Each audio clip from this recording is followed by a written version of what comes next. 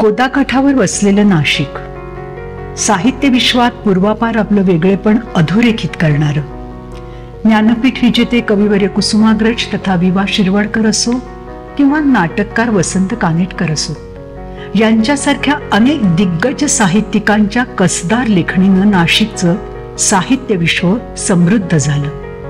साहित्य प्रांतातील नाशिकची श्रीमंती वृद्धिंगत केली ती लेखक तुमच्या भेटीनं या उपक्रमामुळे.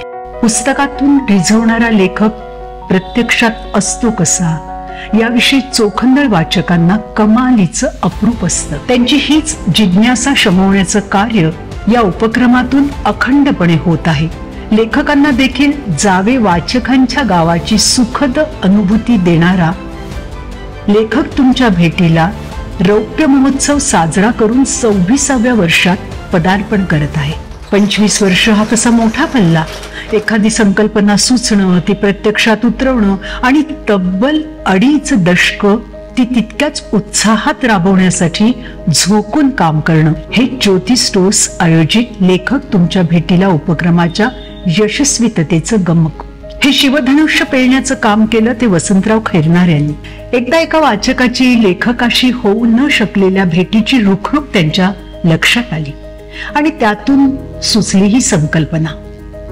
लगोलग त्यांनी प्रत्यक्षात ती उतरवली आणि गेल्या 25 वर्षात या उपक्रमातून लेखक वाचक भेटीचे थोडे थोडके नव्हे, तब्बल 360हून अधिक अविस्मरणीय कार्यक्रम साकारले. मग त्यात अनेक दिग्गज नामवंत लेखकांनी वाचकांशी थेट संवाद साधला.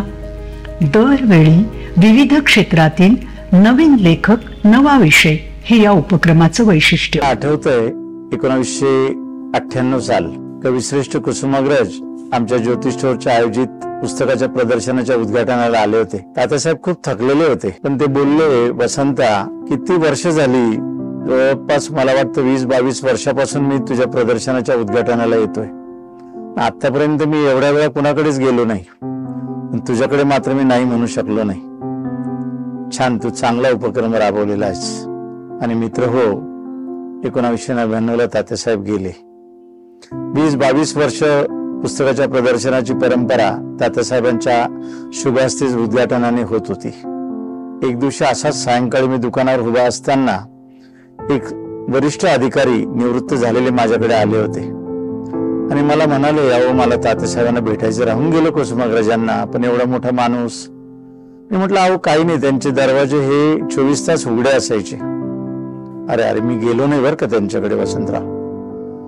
मग माझ्या मनात एक प्रश्न आला की असे कितीतरी लोक असतील की ज्यांना लेखकाला भेटावंसं वाटतं, पाहावंसं वाटतं, ऐकावंसं वाटतं. मग मनात विचार आला की आपण असा कार्यक्रम का करू नये की ज्याच्यामध्ये वाचकांना किंवा रसिकाला लेखकाला थेट भेटता येईल. आणि मग या संकल्पनेतूनच लेखक तुमच्या भेटीला या कार्यक्रमाची सुरुवात झाली. अर्थात मी कल्पना वसंतराव कानेटकरांना सांगितली.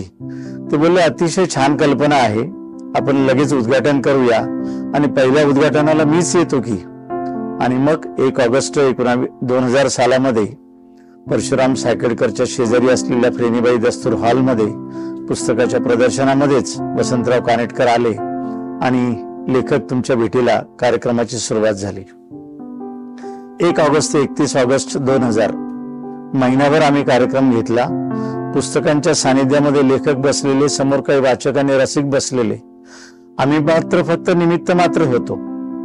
लेखक आणि वाचकाची भेट घालून द्यावी एवढाच एक मूळ हेतू त्याच्यामध्ये होता. लेखक निवड ही लेखक तुमच्या भेटीलाची सर्वात महत्वाची जबाबदारी. लेखकांचा शोध ते कार्यक्रमाचं नियोजन अशी संपूर्ण धुरा वसंतरावांनी सांभाळली. वाचकांच्या अभिरुचीचा साकल्याने विचार झाला. ज्योती स्टोर्सच्या ग्रंथदालनात नवनवीन पुस्तकांची, लेखकांची माहिती आपसूक मिळते.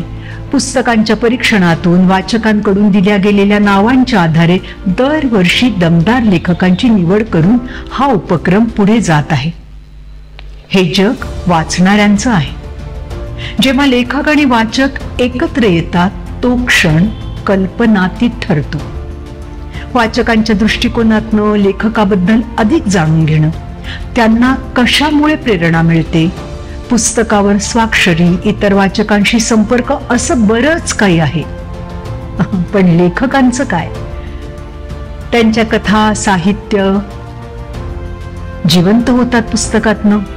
मग कथेचे कोणते भाग वाचकांच्या मनात गुंजले, त्यांना कशामुळे हसवलं गेलं, प्रेरित केलं गेलं हे लक्षात येतं.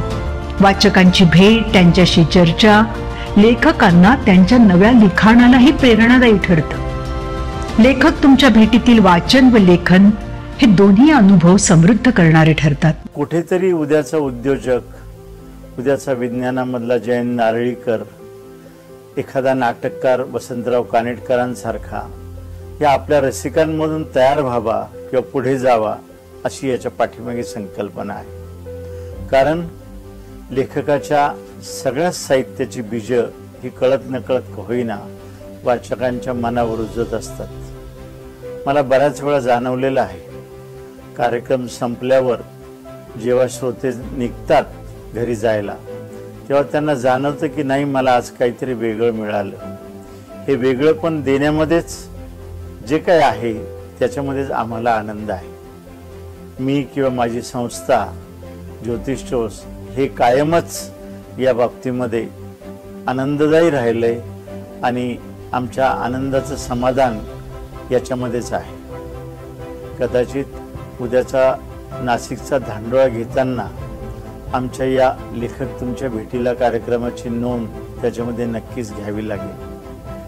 कारण वाचनाच्या प्रचार आणि प्रसाराकरता, वाचकांचं मन पुस्तकांप्रती घडवण्याकरता, रसिकांना अतिशय अद्ययावत अशा विचारांची मेजवानी मिळण्याकरता आणि याच्यातूनच उद्याचे लेखक घडविण्याकरता हा लेखक तुमच्या भेटीला हा सगळा धांडोळा किंवा हा प्रपंच आहे.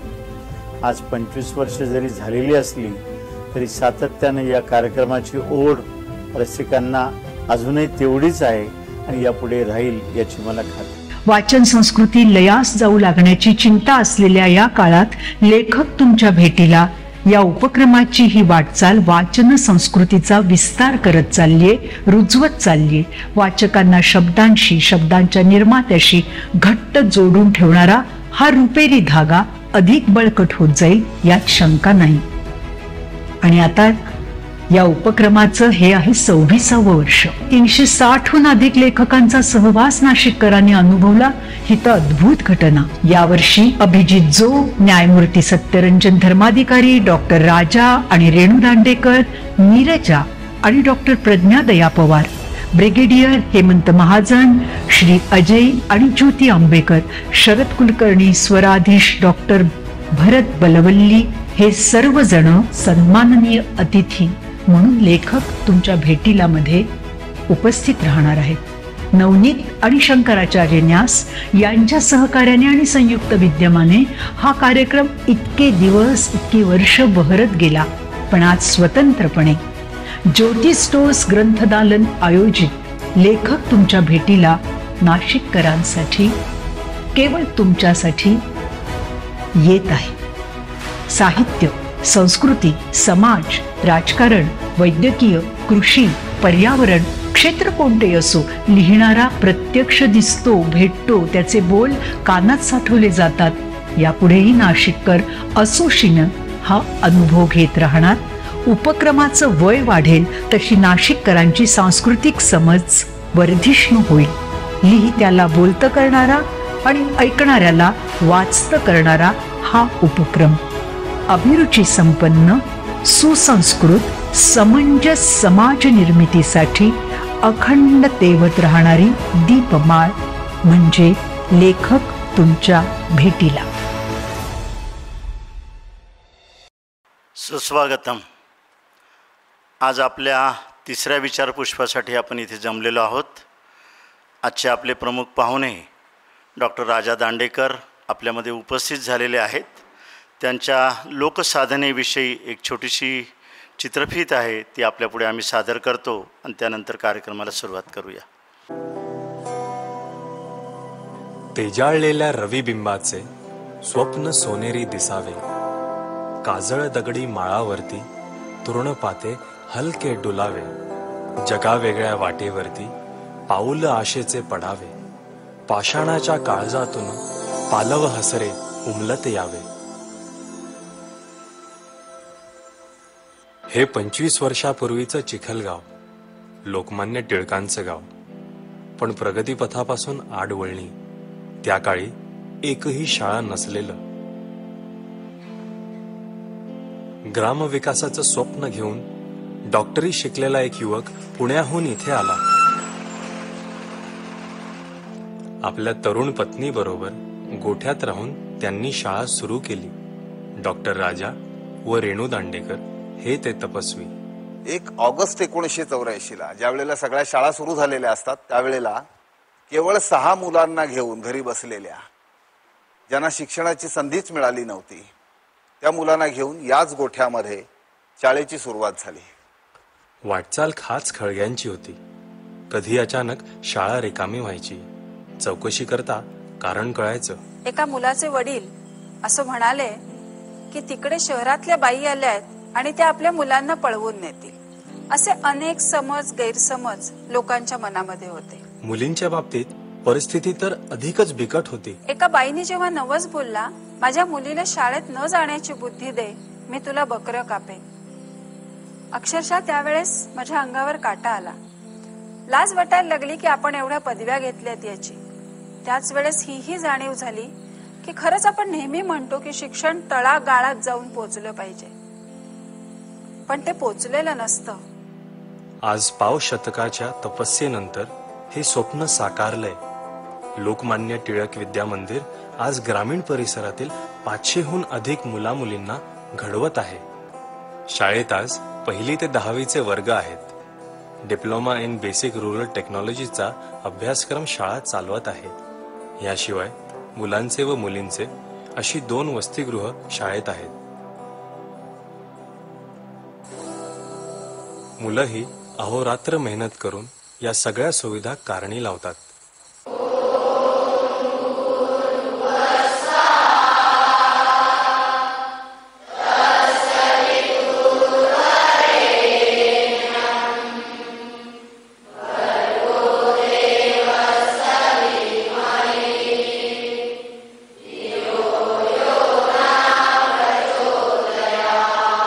सध्या 5 ते 7 वर्षे जवळजवळ एकही मूल नापास न होता 100% रिझल्ट हा माझ्या संस्कृतचा लागत आहे. पण फक्त परीक्षेत भरपूर गुण मिळवून पुढे काय? शहरात रामागडी होण्यापेक्षा विद्यार्थ्यांना गावात स्वतःचे उद्योग सुरू करता यावेत म्हणून व्यवसाय प्रशिक्षण शाळेतच दिलं जातं.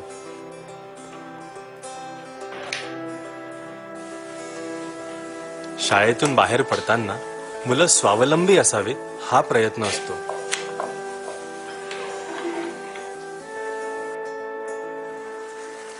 आमच्या यूएसच्या व्हिजिटमध्ये तिथल्या शाळेतल्या मुलांनी आम्हाला प्रश्न विचारला होता की भारतात कॉम्प्युटर्स असतात का. तर या प्रश्नाने मी खूप अस्वस्थ झालो होतो आणि त्याच वेळेला आम्ही निर्धार केला की भारतात परत गेल्यानंतर आपल्या प्रशालेची कॉम्प्युटर लॅब उभी करायची आणि त्या कॉम्प्युटर लॅब मधले लेटेस्ट कॉन्फिगरेशनचे कॉम्प्युटर्स हे आपल्या शाळेचे विद्यार्थी 5वी ते 9वीच्या वर्गातले विद्यार्थी असेंबल करतील, फॉर्मॅट करतील. या शाळेतल्या ग्रामीण भारतासाठी संगणक केंद्र या कॉम्प्युटर लॅबमध्ये आज लेटेस्ट कॉन्फिगरेशनचे 30 कॉम्प्युटर्स मुलांनी असेंबल केलेले आहेत. 15 वर्ष मी या वसतिगृहाचं काम पाहतोय. खो खो, कबड्डी, व्हॉलीबॉल, कुस्ती या गोष्टी मी शिकवतो. बरोबर आहे. मलखांबामध्ये आतापर्यंत जवळजवळ 15 विद्यार्थी तयार झाले. मलखांब हे चपळतेचं प्रतीक आहे.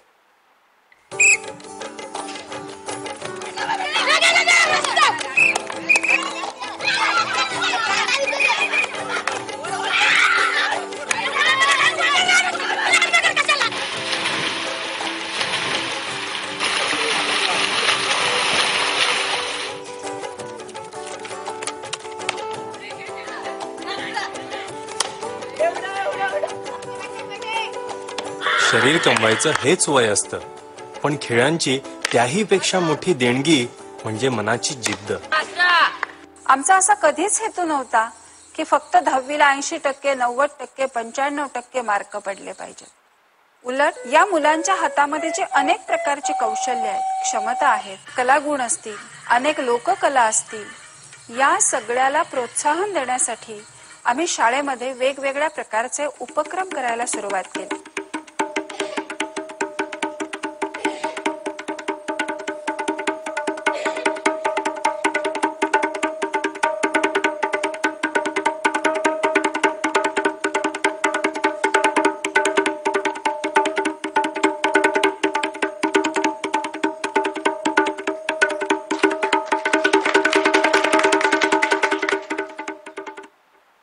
चार वर्तुळ प्रत्येक व्यक्तीमध्ये असतात. बाहेरच्या वर्तुळाला आपण असं म्हणूया बुद्धीचं वर्तुळ.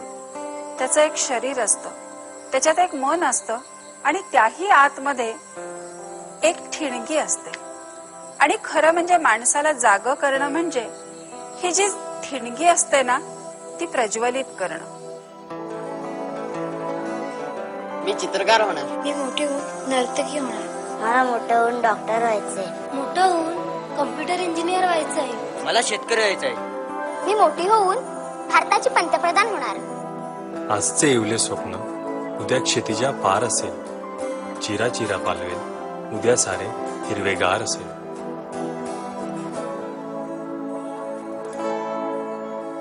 Up with the sun, I am on my way, rushing to my school. It's the opening day. Holidays are over, but I'm not at all sad.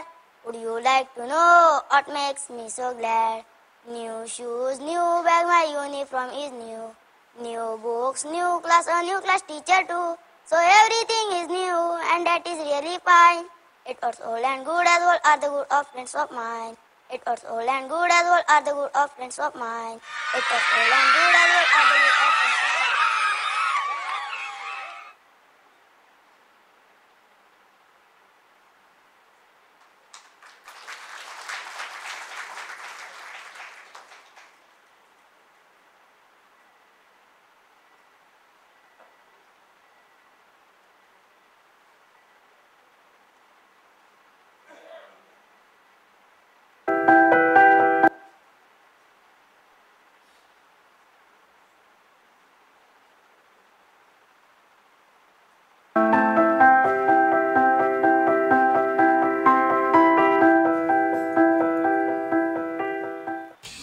माझे नाव संगमित्रा मनोज मोरे आहे.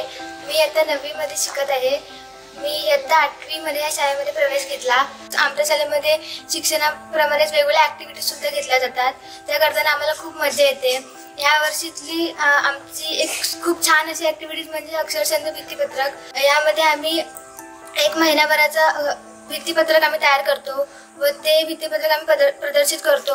त्याच्यामध्ये वेगवेगळ्या प्रकारच्या कथा कादंबऱ्या व लेख आणि वेगवेगळ्या प्रकारच्या कविता असतात ज्या की आम्ही स्वतः लिहितो व ते आम्ही लिहिल्यामुळे त्याची संपादकी सुद्धा आम्हीच असतो आणि जे सादर करताना आम्हाला खूप मजा येते.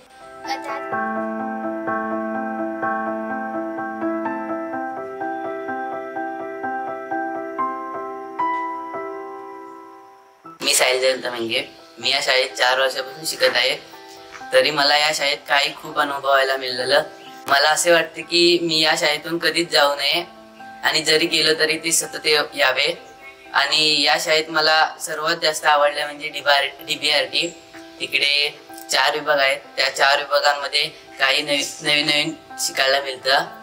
आणि शेती या विभागात आम्हाला झाडावर चढायला आणि शेती करायला शिकवली जाते. नमस्कार, मी श्रावणी प्रदीप बारे. गेले 9 वर्षापासून मी या शाळेत शिकत आहे. आमच्या शाळेमध्ये दर शनिवारी एक नवीन ऍक्टिव्हिटी घेतली जाते. त्या ऍक्टिव्हिटीचं नाव आहे अनुभव मंडळ. या अनुभव मंडळच्या दिवशी आमच्या श्री रामकृष्ण सभागृहामध्ये 5वी ते 10वी पर्यंतचे सर्व विद्यार्थी एकत्र बसतात आणि यामध्ये प्रत्येक विद्यार्थ्याला आपला आठवड्याभरात आलेला अनुभव सादर करण्याची एक संधी मिळते आणि सगळ्यांसमोर आपले विचार मांडण्याचं त्यांचं धाडस हे मुलांमध्ये निर्माण होतं. आणि दुसरी म्हणजे की इतर शाळांमध्ये सगळं पाठ्यपुस्तक हे शिक्षकच विद्यार्थ्यांना शिकवतात, पण आमच्या शाळेमध्ये अर्ध पाठ्यपुस्तक शिक्षक मुलांना शिकवतात तर अर्ध नाट्य स्वरूपात किंवा कथा स्वरूपात विद्यार्थी मुलांना शिकवतात.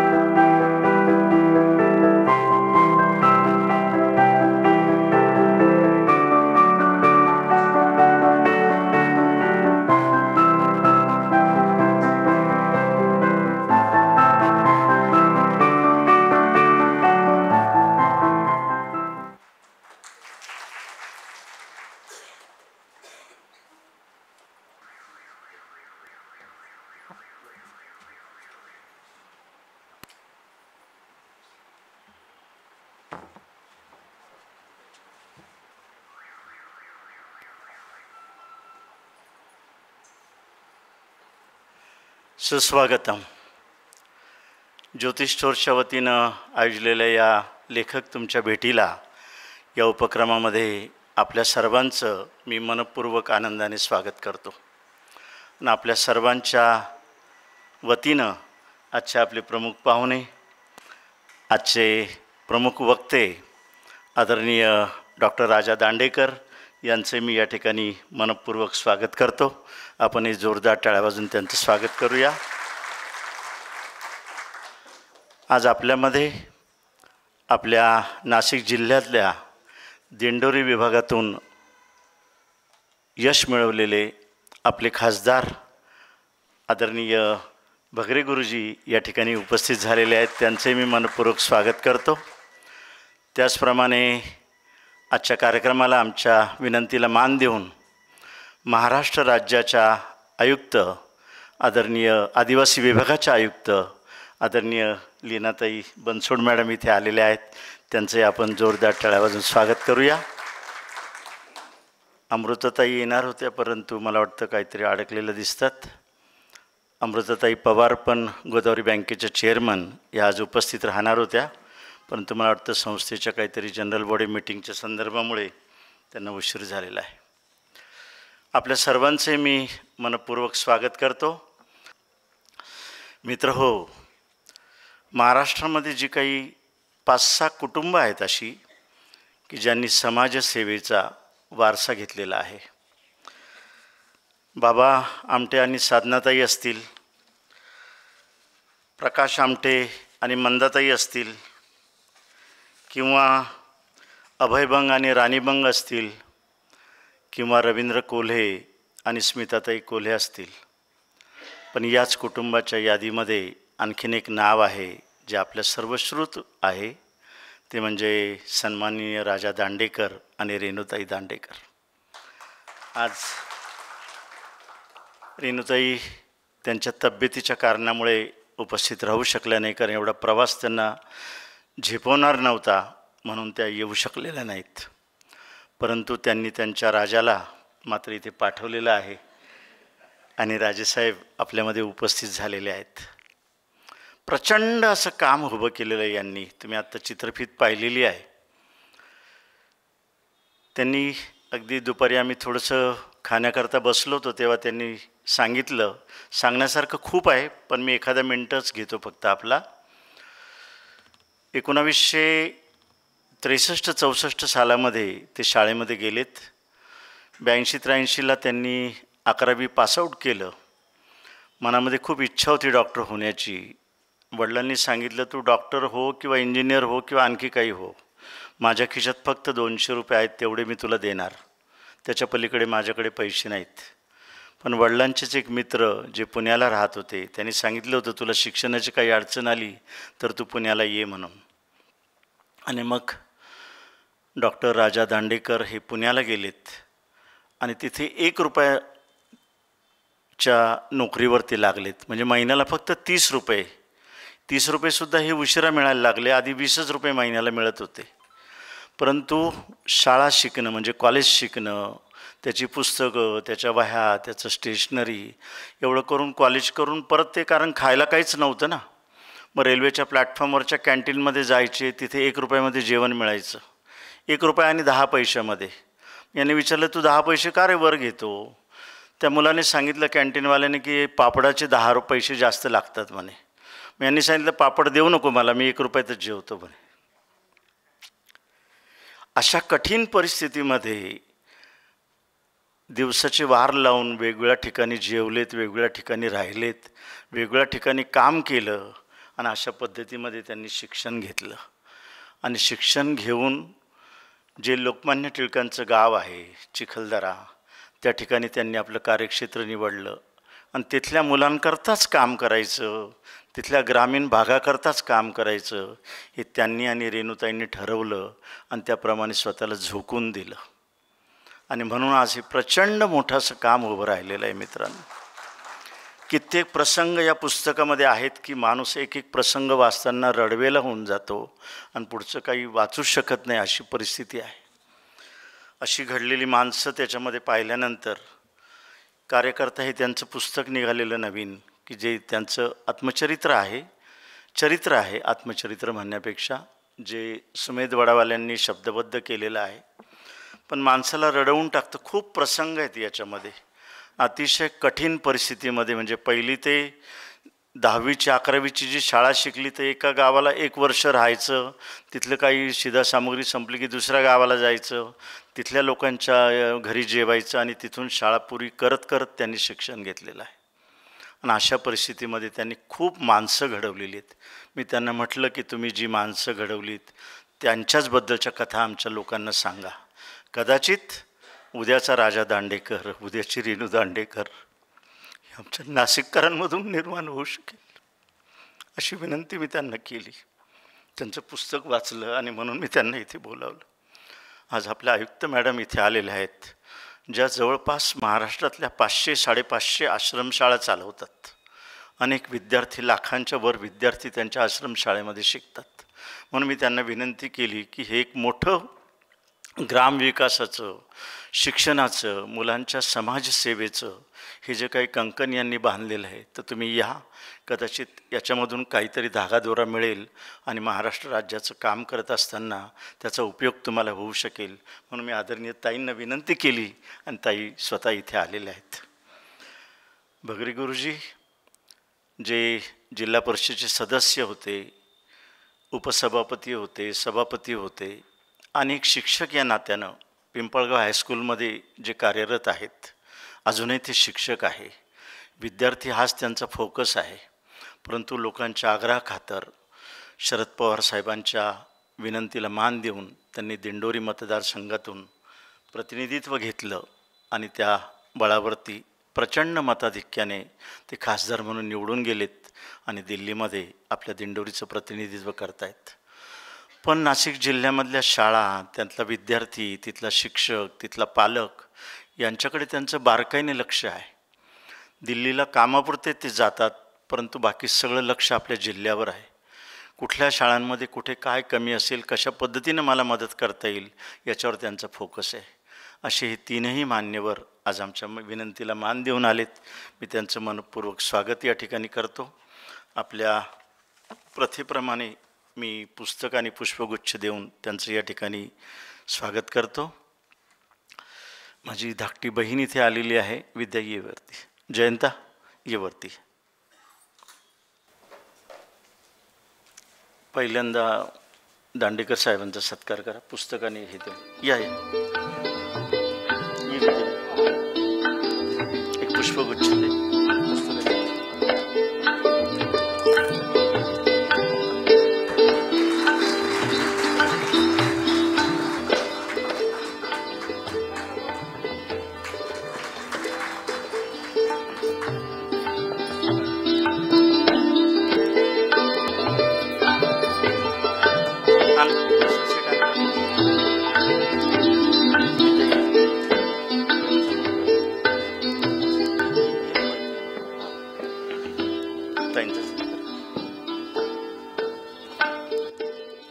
लीनाताईंचाही सत्कार आपण करतो. जयंताई, बगरे गुरुजींचा सत्कार.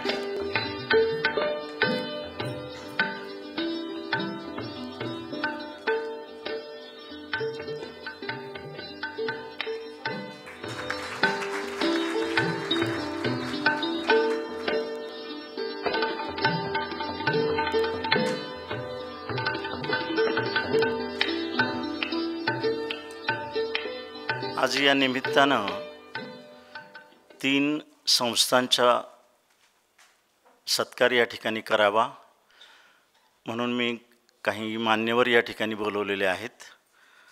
आपल्यामध्ये आज महाराष्ट्र समाजसेवा संघ, जी कुसुमताईंनी शाळा सुरू केलेली होती, कुसुमताई पटवर्धन, शांताबाई लिमये यांनी 1969मध्ये रचना विद्यालय काढलं. प्राथमिक विभाग, मग माध्यमिक विभाग, नंतर नवरचना प्राथमिक, माध्यमिक आणि मग काळाच्या ओघामध्ये नवरचना इंग्लिश मिडियम स्कूल. पण एक विशिष्ट ध्येय, तळागाळातल्या माणसाला शिक्षण मिळालं पाहिजे, शिक्षणापासून तो वंचित राहायला नको, या एका सदेतूनं यांनी शाळा सुरू केलेली होती. आज या संस्थेची धुरा आदरणीय साळी सर वाहत आहेत. त्यांचे सर्व सहकारी इथे आलेले आहेत. माननीय ओक साहेब आलेले आहेत, आहिरे सर आलेले आहेत. मी त्या तिघांनाही विनंती करतो की आपण कृपया स्टेजवर यावं आणि दांडेकर साहेबांच्या हस्ते आणि आयुक्त मॅडमच्या हस्ते हा सत्कार स्वीकारावा. वाघेरा येथे आश्रमशाळा देखील ते चालवतात आणि वाघेरेची आश्रमशाळा देखील अतिशय चांगल्या पद्धतीनं चालवलेली आहे.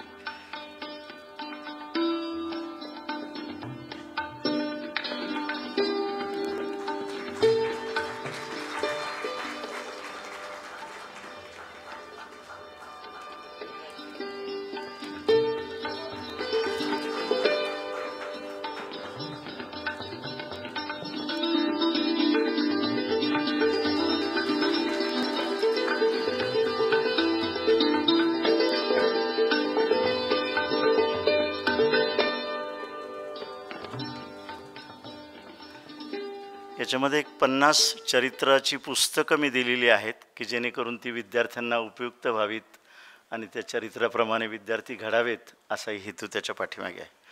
दुसरी एक संस्था आपल्या नाशिक जिल्ह्यामध्ये आहे ती म्हणजे डांग सेवा मंडळ. आपल्याला माहिती असेल 1937 सालामध्ये दादासाहेब बिडकरांनी ही संस्था सुरू केलेली होती. ज्यावेळेस महाराष्ट्रही नव्हता अशा वेळेस गुजरात आणि महाराष्ट्र एकत्र असताना त्या डांग भागामध्ये तिथल्या आदिवासी मुलांकरता शाळा सुरू केलेल्या होत्या. मग त्या सुरगाण्यामध्ये असतील, बोरीपाड्याला असतील, अंतापूरला असतील, मुल्लेरला असतील, आभोण्याला असतील अशा शाळा सुरू केल्यात आणि जवळपास नाशिक शहरामध्ये एकही शाळा नाही आहे. सगळ्या मराठी शाळा या आदिवासी भागामध्ये आहेत.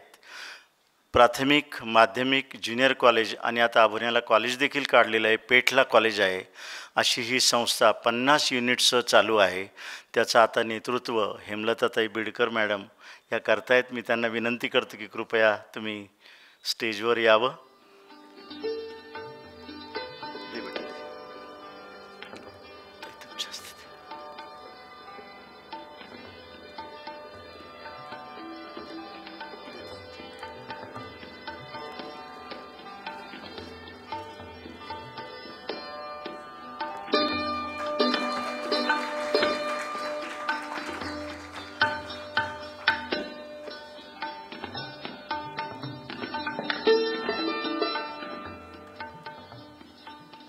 तिसरी संस्था आनंद निकेतन.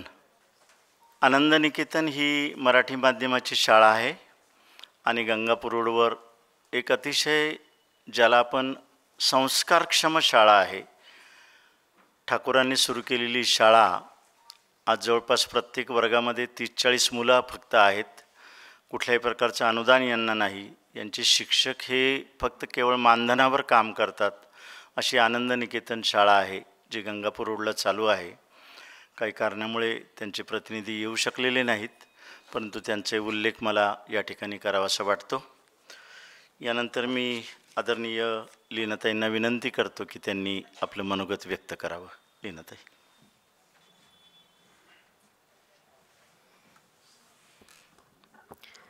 ज्यांचे विचार आपण इथे ऐकायला उत्सुक आहोत असे डॉक्टर दांडेकर सर,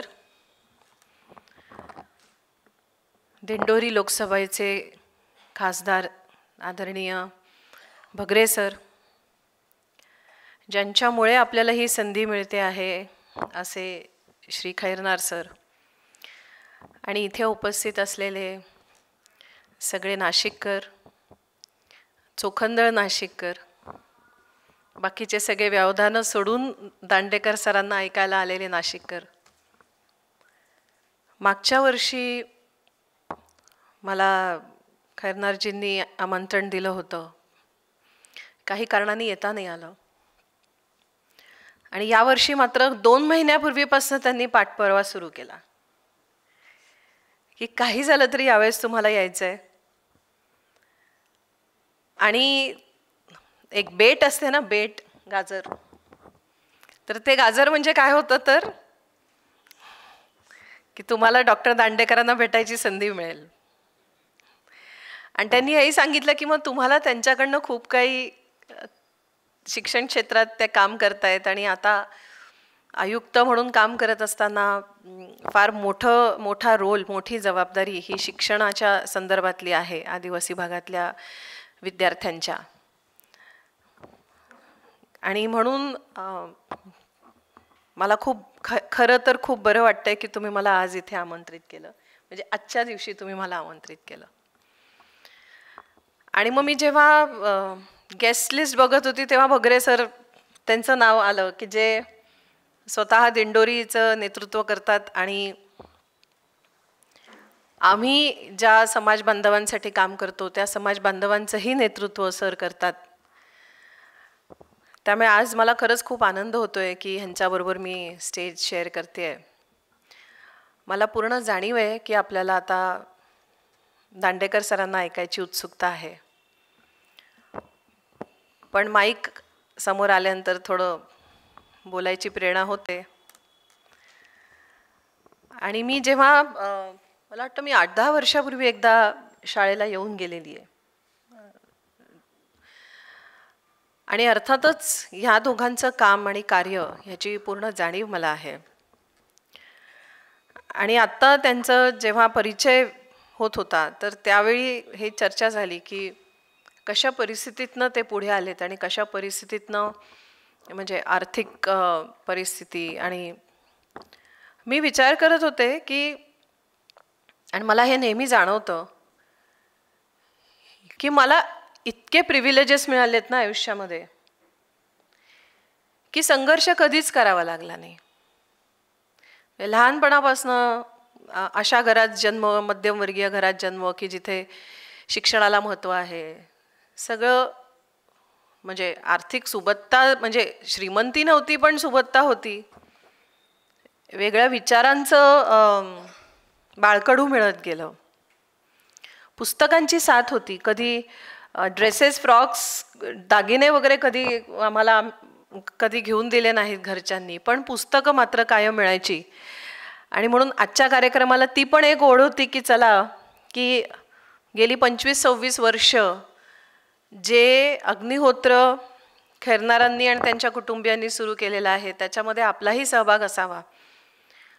कारण लहानपणापासून खूप वेगवेगळे विचार पुस्तकांच्या माध्यमातून वाचले, समजले, साहित्य, आणि मग त्यातनं जडणघडण होत गेली. आणि मग त्यातनं विषमतेची जाणीव, किंवा घरामध्ये येणाऱ्या आमच्या ताई, त्यांची मुलगी ती शाळेत का जात नाही आणि मी अतिशय उत्तम शाळेत जाते, मी घरी आल्यानंतर मी अभ्यास करते, पण हिला मात्र आमच्या घरी तिच्या आईबरोबर कामाला यावं लागतं, मग असं का? आणि ह्या काचा जो शोध सुरू झाला त्यातनं सामाजिक विषमता, आर्थिक विषमता, मग स्त्री मुलगी असणं नाही का, तर ही सगळी विषमता लक्षात यायला लागली, जाणवायला लागली. आणि मग पुढचा प्रश्न हा आला की ही विषमता आहे तर ही विषमता दूर करण्यासाठी मी काय करू शकते. आणि मग त्यातनं अनेक पर्याय आलेत. त्यातनं माझा भाऊ माझ्यापेक्षा खूप मोठा आहे, तर जेव्हा आम्ही याच्याबद्दल चर्चा करायचो तर तो म्हणाला की तू NGO मध्ये काही काम करू शकते किंवा तू स्वतःचं काम उभं करू शकते जसं यांनी केलं, किंवा मग तू शासकीय क्षेत्रात जाऊ शकतेस की जिथे फंड्स आहेत, अधिकार आहे, चांगलं काम करायचं असेल तर निर्णय घेण्याचा अधिकार आहे, कारण त्या खुर्चीचं एक महत्त्व असतंच ना. आपल्या सहीला, आपल्या सहीमुळे, आपल्या निर्णयांमुळे लोकांचं चांगलं होऊ शकतं, ती ताकद त्या खुर्चीत आहे. आणि स्केलवर काम करता येतं. तर ह्या भावनेतनं मग शासकीय सेवेत यायचा निर्णय घेतला. आणि आज इतके वर्षानंतर एक क्षणही असं वाटत नाही की आपण वेगळं काही करायला हवं होतं, कधीच वाटत नाही. आणि उलट असं वाटतं की नाही, आपण जे करतोय तेही कमी आहे, अजून काय करता येईल, अजून काय करता येईल, अजून काय करता येईल. कारण ही विषमता घालवायची असेल तर अजून एकही क्षण अधिकचा आपण वाया घालवायला नको. आणि ज्याला ज्याला जे जे जिथं राहून करता येतं ते त्यांनी करावं. मला असं वाटतं की आज आपण इथं बसलोय, त्यांचे विचार ऐकायला बसलो आहोत, ते सुद्धा ह्या सगळ्या कार्याला पुढे नेण्यासाठी म्हणूनच आहे असं मला वाटतं. म्हणजे तुम्ही हा कार्यक्रम ऑर्गनाईज केला, त्याच्या पाठीमागची भूमिका पण हीच आहे की कुठेतरी विषमता जी आहे ती कमी करता येईल का. मग कोणी पुस्तकांच्या माध्यमातून करताय, कोणी कुठल्या कामातनं करताय, कोणी कुठल्या कामातनं करताय, पण तरी द ऑब्जेक्टिव्ह इज की सामाजिक विषमता कमी व्हावी, समता यावी.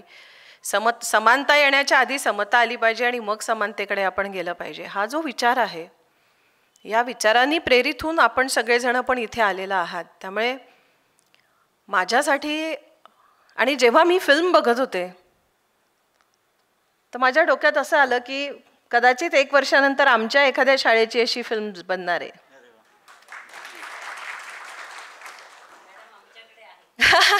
नक्कीच. नाही, मी शासकीय आश्रमशाळेबद्दल बोलते. कारण सध्या माझ्याकडे जवळपास 500 शासकीय आश्रमशाळा आहेत जिथे 2 लाखांपेक्षा अधिक विद्यार्थी शिक्षण घेत आहेत. अनुदानित आश्रमशाळा 500हून अधिक आहेत की जिथे परत 2 लाख विद्यार्थी आहेत. आणि let me tell you, it's a hot seat. रोज कुठेतरी काहीतरी होत असतं, रोज कुठेतरी आग लागते, रोज कुठेतरी ती विझवावी लागते. पण त्या कन्व्हिक्शननी की नाही, हे आपण नाही करणार तर कोण करेल. आणि ते करत असताना मग लोकांना एकत्र आणणं, लोकांना परत समोर घेऊन जाणं. आणि हे जे सगळे उपक्रमांबद्दल आपण बघितलं, ते सगळे उपक्रम नजीकच्या भविष्यकाळामध्ये आश्रमशाळेमध्ये आम्ही करणार.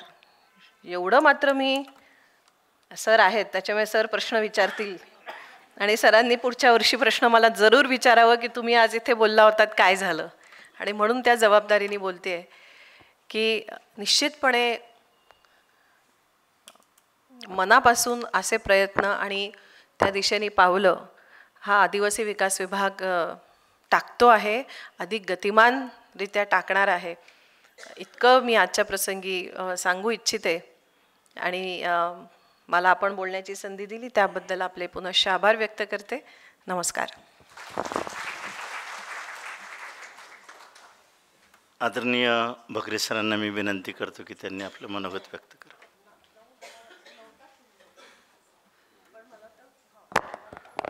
ज्योती स्टोर आयोजित लेखक तुमच्या भेटीला या कार्यक्रमाच्या निमित्ताने आज ज्यांचं मनोगत आपण ऐकण्यासाठी उत्सुक आहात असे डॉक्टर दांडेकर सर, ज्यांनी आत्ताच आपलं मनोगत व्यक्त केलं अशा आदिवासी विकास विभागाच्या आयुक्त बनसोड मॅडम, ज्यांच्यामुळे आपल्याला ही संधी मिळाली असे वसंतराव खैरनार. आणि या कार्यक्रमाला जरी गर्दी नसली परंतु खऱ्या अर्थानं दर्दी असणारे तुम्ही सर्व बंधू भगिनी, मी फार काही बोलणार नाही, परंतु अनेक वर्षापासून या कार्यक्रमाला जावं, कारण कार्यक्रम झाला की पेपरला बातमी यायची आणि लेखक तुमच्या भेटीला की आज 25 वर्षामध्ये अनेक लेखक आपल्या भेटीला आणण्याचं काम, स्वर्गीय खैरनार गुरुजींचं काम, कारण आपल्या शहराला फार मोठी परंपरा आहे साहित्यिकांची. कविवर्य कुसुमाग्रज असतील, कानेटकर असतील किंवा आजही अनेक लेखक आहेत. परंतु अलीकडचा काळ जर आपण बघितला तर तो स्वतःपुरता मर्यादित ठेवण्याचा काळ दिसतोय. परंतु या खैरनार कुटुंबियांनी खऱ्या अर्थानं ही साहित्यिक चळवळ जिवंत ठेवण्याचं काम किंवा साहित्यिक आपल्याला भेटवण्याचं काम, की त्यातून खऱ्या अर्थानं त्यांच्या मनातली संकल्पना त्यांनी सांगितली की आपल्याला यातून साहित्यिक घडावे, विचारांची चांगली देवाणघेवाण व्हावी, या हेतूनं ते आज हा कार्यक्रम आयोजित करताय. मी त्यांना आपल्या सगळ्यांच्या वतीने खूप खूप धन्यवाद देतो. दांडेकर सर आज हे आपल्याकडे आले म्हणजे त्यांच्याबद्दल बघितलं की अतिशय प्रतिकूल परिस्थितीमध्ये त्यांनी शिक्षण घेतलं.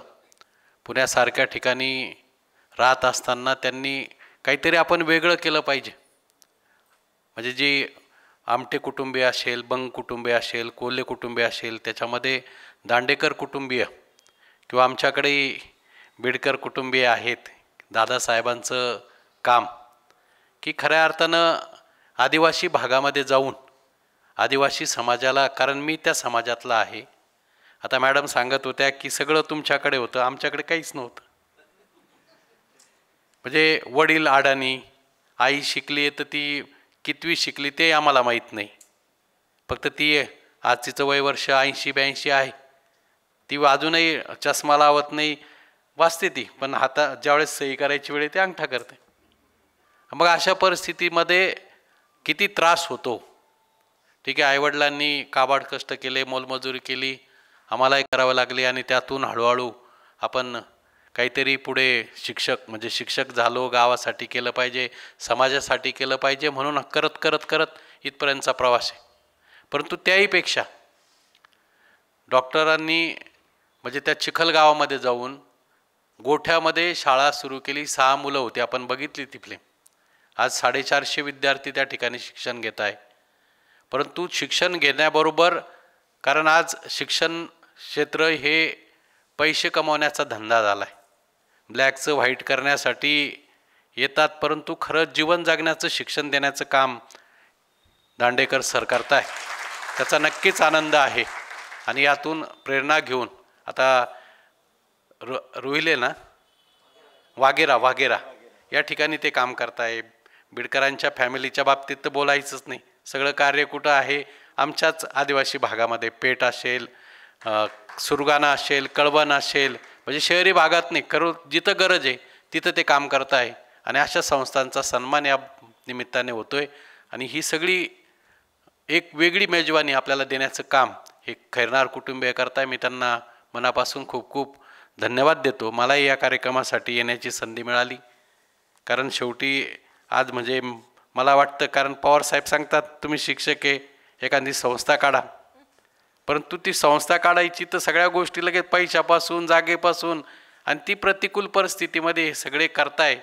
मला नक्कीच त्याचं म्हणजे खूप वेगळंपण वाटतं आहे. आणि त्या वेगळेपणाला मी खऱ्या अर्थाने सलाम करतो आणि माझे 2 शब्द संपवतो. जय हिंद, जय महाराष्ट्र.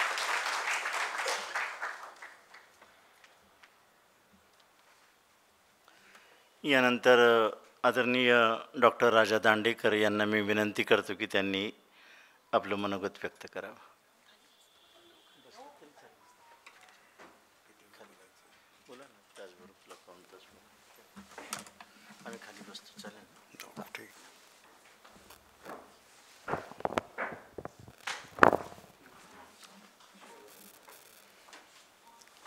नमस्कार.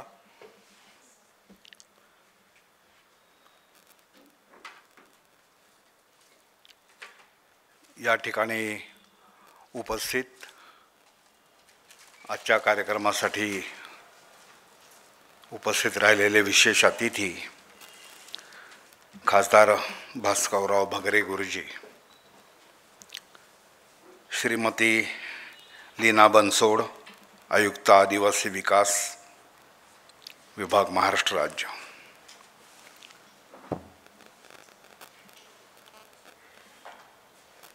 वसंतराव खैरनारांनी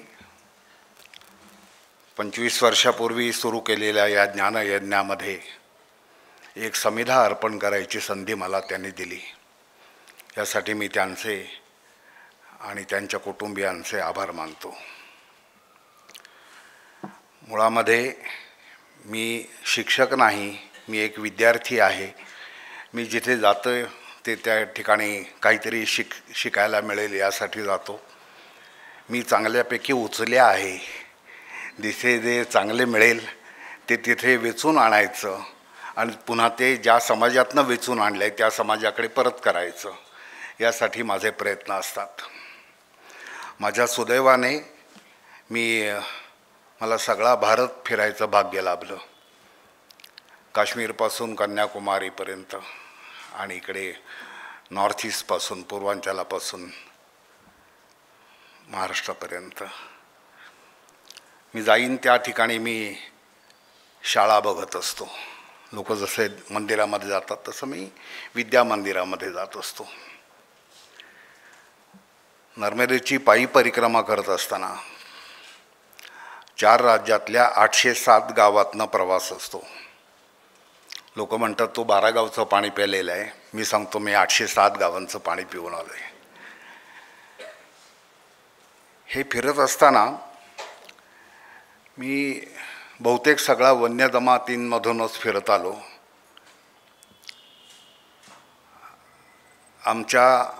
आमची सेवा करणारे सेवाव्रती होते ते सगळे आदिवासीच होते, वनवासी होते.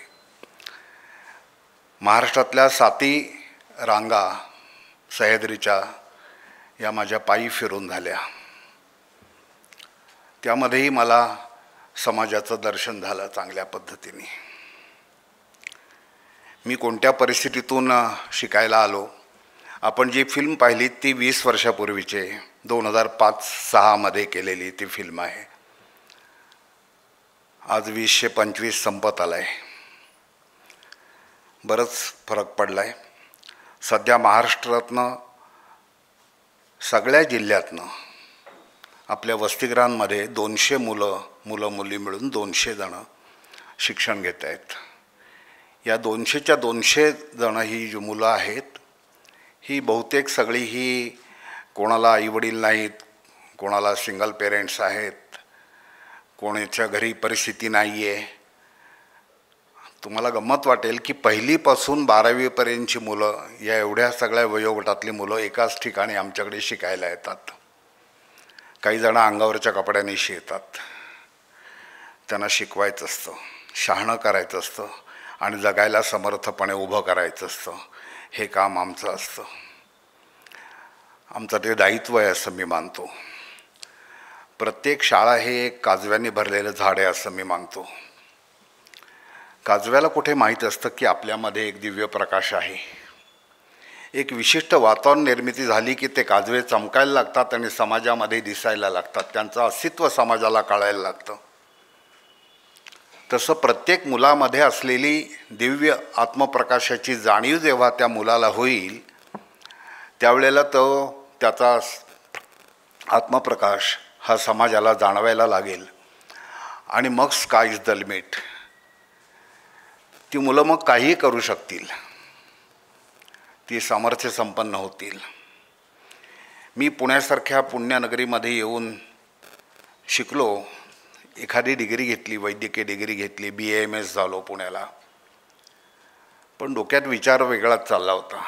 मला कॉलेजमध्ये असताना माझे सहपाठी म्हणायचे की तू काय करणार रे पुढे गेल्यानंतर, डॉक्टर झाल्यानंतर काय करणार. मी म्हटलं मी शेतकरी कुटुंबातला आहे, मी जातीचा शेतकरी आहे, मला माणसांची शेती करायची. आज खेडी ओसाड बनत चाललेत, खेड्यांचे वृद्धाश्रम होत चाललेत. म्हातारी कोतारी फक्त गावामध्ये असतात.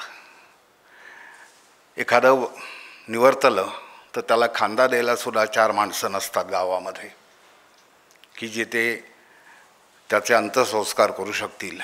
ही सत्य परिस्थिती आहे. मी जेवढा फिरलो त्याला माझ्या निदर्शनास आलेली. दुसरं एकीकडे मी विचार केला की कोकणासारख्या ठिकाणी ज्या ठिकाणी मी राहतो तो अपरांताचा प्रदेश, परशुरामांनी निर्माण केलेली ही पावनभूमी, दापोलीचाच विचार करायचा आला तर 3 भारतरत्न जगाला दापोलीने दिले.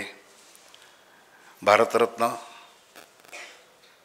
महामहोपाध्याय काणे डॉक्टर, भारतरत्न डॉक्टर धोंडो केशव कर्वे आणि विश्वरत्न डॉक्टर बाबासाहेब आंबेडकर. हे 3 भारतरत्न दापोलींनी जगाला दिले. साने गुरुजी दापोलीपासून 20 किलोमीटरवरती, लोकमान्य टिळक दापोलीपासून 12 किलोमीटरवरती. अशी मी तुम्हाला 50-100 नावं केवळ दापोलीतली सांगेन. पण दुर्दैवाची एक गोष्ट अशी की जी मला जाणवली, जे शल्य माझ्या मनामध्ये होतं ते हे होतं की यांच्यापैकी कोणीही परतून गावाकडे परत आला नाही. किंवा यांचे नातेवाईक पुन्हा परत गावाकडे आले नाहीत. मग जेव्हा गावामध्ये आम्ही फिरतो तेव्हा ते म्हणतात की ही सगळी माणसं वैश्विक कामं केली या सगळ्या लोकांनी, सगळं जग यांना ओळखतं, विश्ववंद्य आहेत ही सगळी माणसं. पण या लोकांनी आमच्यासाठी काय केलं तू मला सांग. मुरुडमधली गोष्ट, जिथे धोंडोकेश्वर कर्व्यांचं घर आहे, ते घर आम्ही मागायला गेलो. त्यांना म्हटलं काय असेल ती किंमत तुम्ही घ्या, हे घर आम्हाला द्या, आम्ही काहीतरी करतो. ते घर आज ज्या माणसाच्या हातात आहे त्यांनी मला काय प्रश्न विचारला माहिती आहे? तू आलायस मला घर विचारायला आहे, त्या धोंड्यांनी आमच्या मुरडासाठी काय केले सांग, मग मी तुला याच्यावरती बोलतो. तो म्हणाला नाही, मी कदापि हे घर तुम्हाला देणार नाही, या घरामध्ये मी शेणामुताने भरलेले खड्डे तसेच ठेवणार आहे. 80च्या दशकापर्यंत डॉक्टर बाबासाहेब आंबेडकरांच्या गावामध्ये की ज्ञानमूर्ती आहे, विश्वरत्न आहेत, त्यांच्या गावामध्ये शाळा नव्हती. 80च्या दशकापर्यंत लोकमान्य टिळकांच्या गावामध्ये माध्यमिक शिक्षणाची सुद्धा सोय नव्हती. कॉलेज बिलेज राहिलं बाजूला. हे शल्य उन्हामध्ये घेऊन मी डॉक्टर झाल्यानंतर विचार असा केला की मला पुन्हा खेड्यात गेलं पाहिजे, मला पुन्हा गावात गेलं पाहिजे. माझ्या गावात जायचं नाही आहे, मला जिथे गरज असेल अशा ठिकाणी जाऊन मला काम करायचं आहे. मला घरातून काही घ्यायचं नाही आहे, मला समाजाकडे काही मागायचं नाही आहे, आणि समाजामध्ये हे पण सांगायचं नाही आहे की मी तुमच्यासाठी काहीतरी करायला आलो आहे, मी प्रेषित आहे. असं नाही, मी तुमच्यातलाच एक ग्रामबंधू आहे. आपण मिळून काही करताना आलं तर, ही परिस्थिती बदलासाठी काही करताना आलं तर बघूया आपण. तोपर्यंत मी 1976 सालीच पहिल्यांदा जेव्हा नाशिकला आलो होतो, त्याच वेळेला त्याच सुमाराला मी तुकडोजी महाराजांची ग्रामगीता वाचली आणि गुरुकुंज मोझरीला 8 दिवस जाऊन राहिलो होतो. अमरावतीपासून 16 किलोमीटरवरती गुरुकुंज मोझरी आहे. त्यांची आदर्श ग्रामरचना कशी होती, ती त्यांनी प्रत्यक्षात साकार कशी केली, ह्या सगळ्याचा अभ्यास करायला मी तरी जाऊन राहिलो होतो. बुद्धांमुळे आकर्षित होऊन मी बुद्ध जीवन दर्शन यात्रा केली आणि त्यांना जिथे जिथे साक्षात्कार झाले, त्यांच्या आयुष्यात टर्निंग पॉईंट जिथे इथे होते, त्या सगळ्या ठिकाणी जाऊन मी उपासना केली, मेडिटेशन केलं आणि तिथनंही काही प्रेरणा घ्यायचा प्रयत्न केला. मग विचार असा केला की करावे काय, शिक्षण जे कधी कामासी येईना, पुस्तके पाठ करूनही लाभ अंती नसे कोणा. काय शिकलो आम्ही? शाळा कशासाठी चालवायच्या, वसतिगृह कशासाठी चालवायची, या मुलांना आपण आणून शिकवून काय करणार आहोत? या शाळेतून असे कोणती गोष्ट आम्ही मुलांना देतोय की ज्याच्यामुळे ही मुलं आपल्या पायावरती उभे राहतील? माझ्या सुदैवाने या ठिकाणी असलेले एक शिक्षक असलेले गृहस्थ आज खासदार म्हणून आपल्यासमोर आहेत. मला त्यांच्याविषयी फार अभिमान आहे की या देशाचा एक शिक्षक खासदार होतो, ते नक्कीच काहीतरी वेगळं करून दाखवतील असा मला विश्वास वाटतो. आणि ते ज्या समाजातनं आले त्या समाजासाठी तर ते नक्कीच काहीतरी वेगळं करून दाखवतील, याचा प्रत्यय आपल्याला सगळ्यांना आल्या वाचून राहणार नाही. यासाठी मला त्यांचं विशेष अभिनंदन करावं असं वाटतं. आणि खूप आशाही आमच्या पल्लवीत होतात तुमच्यासारख्या खासदारांकडे बघून. या ठिकाणी मॅडम आल्या आहेत. मॅडमच्या हातामध्ये एवढी शक्ती आहे की 500 आश्रमशाळा, 24 तास ती मुलं, 500 शाळांची लक्षावधी मुलं त्यांच्या हातात आहेत. त्यांचं आयुष्य घडवणं हे त्यांच्या हातात आहे. त्यांच्या आयुष्याला आकार देणं त्यांच्या हातात आहे. आणि मग त्या माणसांची शेती कशी करायची, ही बीजं कशी रुजवायची समाजामध्ये पुन्हा, हे सगळं त्यांच्या हातात आहे. खूप काही हे ऐकल्यानंतर माझ्या त्या येऊन गेल्या आहेत आमच्याकडे म्हणे. आम्ही दोघंही त्यावेळेला नव्हतो. दुर्दैवाने तर त्यांची आमची भेट झालीच ती. या कामासाठी त्यांना जिथे कुठे, मी आता निवृत्त झालेलो, माझी बायको पण निवृत्त झालेली, ती आज येऊ शकली नाही इथे.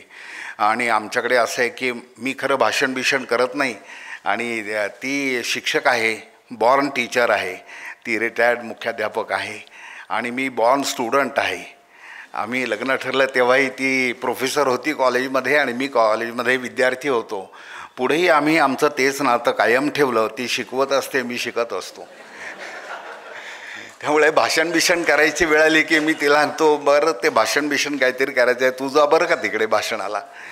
आणि मी अगदी खरं सांगायचं तर मी पहिली 25 वर्ष एक रोडमॅप यासमोर ठेवला, लग्न ठरलं तेव्हा, की पुढच्या 25 वर्षामध्ये आपल्याला हे करायचं आहे. केवळ आपल्या हातात शून्य आहे, आज काही नाही आहे आपल्या हातामध्ये. ज्या समाजासाठी काम करायचं आहे तो समाज कधी आपल्याला उपाशी ठेवणार नाही, याच्यावरती माझी श्रद्धा आहे आणि निष्ठा आहे. त्यामुळे या समाजाबरोबर राहून, समाजात राहून, समाजासारखं राहून आपल्याला त्यांच्याबरोबर जगायचं आहे आणि काहीतरी त्या समाजासाठी करायचं आहे. यासाठी तुझी तयारी असेल तर माझ्याबरोबर ये विवाह करून.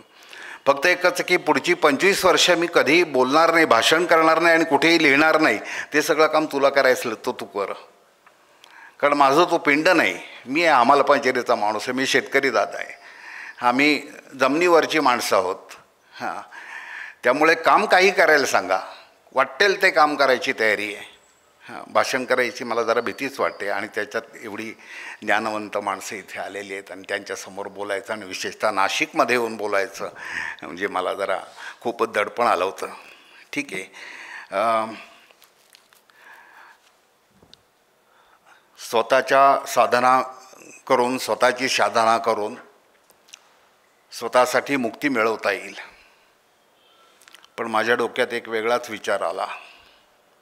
जसं मी तुम्हाला म्हटलं की प्रस्थापित होणारे माझी गावातली मुलं, खेड्यातली मुलं ही पुन्हा खेड्यातच रुजवायची आणि त्यांचे जोहड बांधायचे गाव पातळीवरती.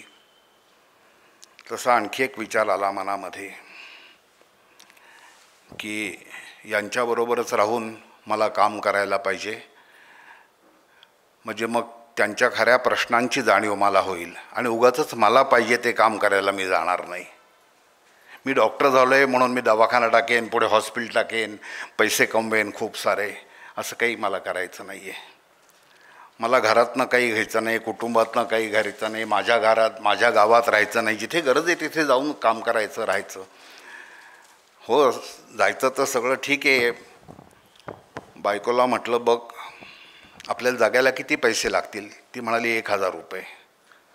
बरं ठीक आहे म्हटलं, तू BEd वगैरे करून घे, PhD वगैरे सोडत, त्याचा काही उपयोग नाही, कारण शिक्षक व्हायचं असेल तर तुला BEd होण्याची गरज आहे. मग तिने PhD सोडलं, सिनियर कॉलेजची लेक्चरशिप सोडली आणि ती BEd करायला गेली. त्या काळात आमचं लग्न झालं होतं. तिने वाईला राहून, माहेरी राहून सातारला BEd केलं, पुढे MAd केलं. मी तिला एवढंच म्हटलं की आपण हे सगळं म्हणतो आहे, शाळा काढायची वगैरे, शिकवायचं मुलांना, पण नुसतं शिकवून काय करणार? पोट भरण्यासाठी त्यांना आपण काय देणार आहोत? 10वी झाली, 12वी झाली, डिग्री घेतली, पुन्हा नोकरीची भीक मागण्यासाठी आपली पोरं ही शहरातच जाणार ना. मला ह्यासाठी शाळा नाही चालवायची. शाळा कशासाठी चालवायची? जगण्यासाठीचं काही शिक्षण देता येण्यासारखं असेल तर आपण शाळा चालवूया. आणि मग ते काय देता येईल? मला टंड्रा प्रदेश आणि इग्लू प्रदेशाचा अभ्यास करून, भूगोलाचा अभ्यास करून माझ्या पुढच्या आयुष्यामध्ये या गोष्टींचा कधी उपयोग नसतो. मग मी ते कशासाठी शिकायचं? का शिकायचं? माझ्या पुढच्या जगण्यासाठी मला जे दैनंदिन उपयोगाला येईल असं जर मला काही शाळेतनं मिळत असेल तर मी शाळेत जायला तयार आहे. एका आईने आम्हाला विचारलं होतं की माझ्या मुलाला शाळेत पाठवा म्हणतायत, कशाला पाठवू शाळेत? काय शिकवणार तुम्ही त्याला? जगण्यासाठी काय देणार तुम्ही त्याला? तो बाबू होईल, 10वी झाला, शहरात जाईल, नोकरी कुठे करेल कुठेतरी, हां, सणावाराला सणासुदीला घरी येईल. आणि पुन्हा आम्ही जसं याच्या आधी जगत आलो पिढ्यानपिढ्या, तसंच याच्या पुढच्याही पिढ्या आमच्या जगतील. हे सगळे प्रश्न इतके गंभीर आणि गुंतागुंतीचे होते. व्यसनाधीनता होती, अंधश्रद्धा होत्या, अनारोग्य होतं, हातामध्ये स्वतः कमवून खाण्यासाठी काही शिकलं नव्हतं, शाळेने आम्हाला काही दिलं नव्हतं, अभ्यासाच्या पुस्तकांनी आम्हाला काही दिलं नव्हतं जगण्यासाठी. मग ती पुस्तकं कशाला शिकायची? हे खरंच वास्तव आहे. मी स्वतःच्या शिक्षणातून विचार केला, 10वी 11वीपर्यंत मी काय शिकलो, मला काय मिळालं जगण्यासाठी? त्यातनं खरंच काही मिळालं नव्हतं. जे मला घरात काम करून, कुटुंबातल्या लोकांच्या बरोबर काम करून मिळालं. मी डॉक्टर होऊन आल्यानंतर खेड्यात आल्यानंतर माझ्याजवळ काही नव्हतं. वडिलांनी एक गोठा बांधला आणि त्यांना सांगितलं 12 गायी आणून ठेवल्या आणि मला सांगितलं तू डॉक्टर जरी झाला असलास तरी रोज गाईचा शेणगोठा करायचा, 12 गायींचा, दूधं काढायची. आम्ही 70 लिटर दूध घालत होतो मी डेअरीला. गावातल्या लोकांनी डेअरी फॉर्म केली होती. ते गावात मी 70 लिटर दूध द्यायचो. आणि मग तू दवाखान्याला वगैरे जा, आधी गोसेवा करायची. तेच दुसऱ्या बाजूला गावामध्ये 7वी झालेला एक मुलगा आला आणि माझ्या वडिलांना म्हणाला की आबा मला काहीतरी काम द्या ना, नोकरी द्या ना. तसे म्हणाले की ठीक आहे, तुला काम करायचं का, नोकरी करायची का? ठीक आहे, देतो ना काम तुला. कधीपासून येऊ? म्हणाले आजपासून ये. काय करू? नाही म्हणाले ते कपडे काढून ठेव खुंटीला, पाटलून तुझी शर्ट वगैरे चांगला खराब नको व्हायला, आणि तो गोठा झाडून ये जरा. तशी तो म्हणाला की आबा शेणगोठा करायला काय मी 7वी नाही झालो पास. मी 7वी झालं की शेणगोठा करणं हे कमी प्रतीचं आहे. मग माझ्या वडिलांनी त्याला सांगितलं की बाळा आता जो शेण काढतोय ना गोठ्यामध्ये तो डॉक्टर झालेला गाडी आहे. तेव्हा तुला काम करायचं असलं तर आपण पडेल ते काम करावं आधी, तरच तुला काम करता येईल. शेतीची सगळी कामं वडिलांनी मला शिकवली.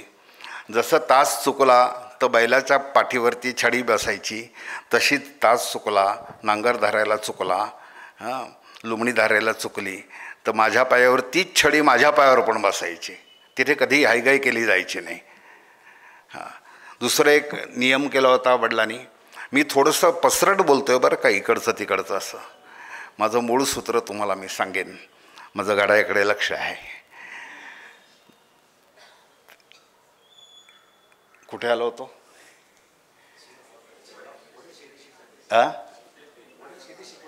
हां, शेती शिकवत होते. त्याचा उपयोग मला आजही होतो आहे आणि मी आजही शेती करतो आहे. आणि कातळावरती 5 फळबागा उभ्या केल्यात. मॅडम कदाचित पाहिल्या असतील मॅडमनी. इथे आलेले माझे मित्र आलेत, त्यांनी पाहिल्या त्या सगळ्या. तर आम्ही ठरवलं की नाही असं काहीतरी आपण शाळेमध्ये शिकवायला लागूया की ज्याच्यातून मुलं आपल्या घरात राहू शकतील, आपल्या गावात राहू शकतील, आपल्या आईवडिलांबरोबर राहतील. आणि मला सांगायला आनंद वाटतो की 200पेक्षा जास्त उद्योजक आज आमच्या परिसरातल्या 56 गावांमध्ये तयार झालेत आणि ते आपापल्या गावात उत्तम उद्योग करून राहिलेत. त्यांच्यातले 3 उदाहरणं माझ्या डोळ्यासमोर अशी आहेत की ज्यांचे टर्नओव्हर CR आहेत. आणि गावात राहून आपल्याला आपलं पोट भरता येतं नव्हे, कुटुंबाचं पोट भरता येतं नव्हे, गावातल्या 50-50 कुटुंबांचं पोट भरता येतं. एवढी आपल्यामध्ये ताकद आहे. याची अनुभूती या शाळेत शिकलेल्या मुलांना मिळाली. त्यातलीच काही उदाहरणं अशी घडली माणसं पुस्तकामध्ये मी लिहिली.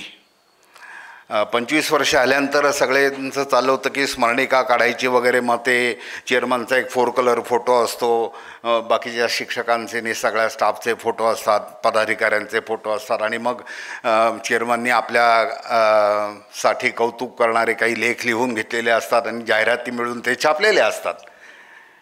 मी त्यांना म्हटलं की नाही, असं काही आपल्याला करायचं नाही आहे. या शाळेतून उभी राहिलेली मुलं की ज्यांच्यासाठी एक संस्थेचा विभाग आपण सुरू केला आणि त्याच्यातून मुलांना शिकवलं, त्या मुलांच्या सक्सेस स्टोरी जर आपण समाजासमोर ठेवू शकलो तर आपण त्या ठेवूया. मग तो पिऊन असेल शाळेचा, शाळा लिहिणारा तो शाळेचा क्लार्क असेल, शाळेत शिकवणारा तो शाळेचा शिक्षक असेल, आणि काही आजी माजी विद्यार्थी असतील. तर मगाशी त्यासाठी काही 5 ऑडिओ बुक केली होती. अशा गोष्टी सांगितल्या आणि त्यातनं 5 ऑडिओ बुक तयार झाली. मी गोष्ट सांगत गेलो, तो म्हणाला काही आणले का स्क्रिप्ट वगैरे, डायरी वगैरे? म्हटलं काही नाही, इथे सगळं तयार आहे.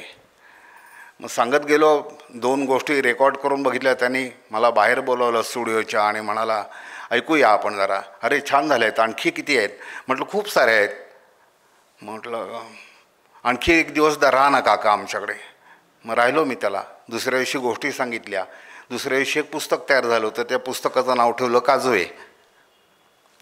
ही जी शाळेतली मुलं काजव्यासारखी होती टिमटिमणारी, त्यांच्याच गोष्टी लिहिल्या, सांगितल्या, त्याचं ऑडिओ बुक तयार झालं, ते काजवे. काही मुलं आमच्या इथे शिकून बाहेर गेली आणि ती मोठी झाली आणि ती समाजाला प्रकाशाच्या वाटा दाखवायला लागली. मग त्यांना मी नाव दिलं लोकदीप. लोकांना प्रकाशाचे वाटा दाखवणारे दीप झाले ते, आणि म्हणून त्यांना नाव दिलं लोकदीप.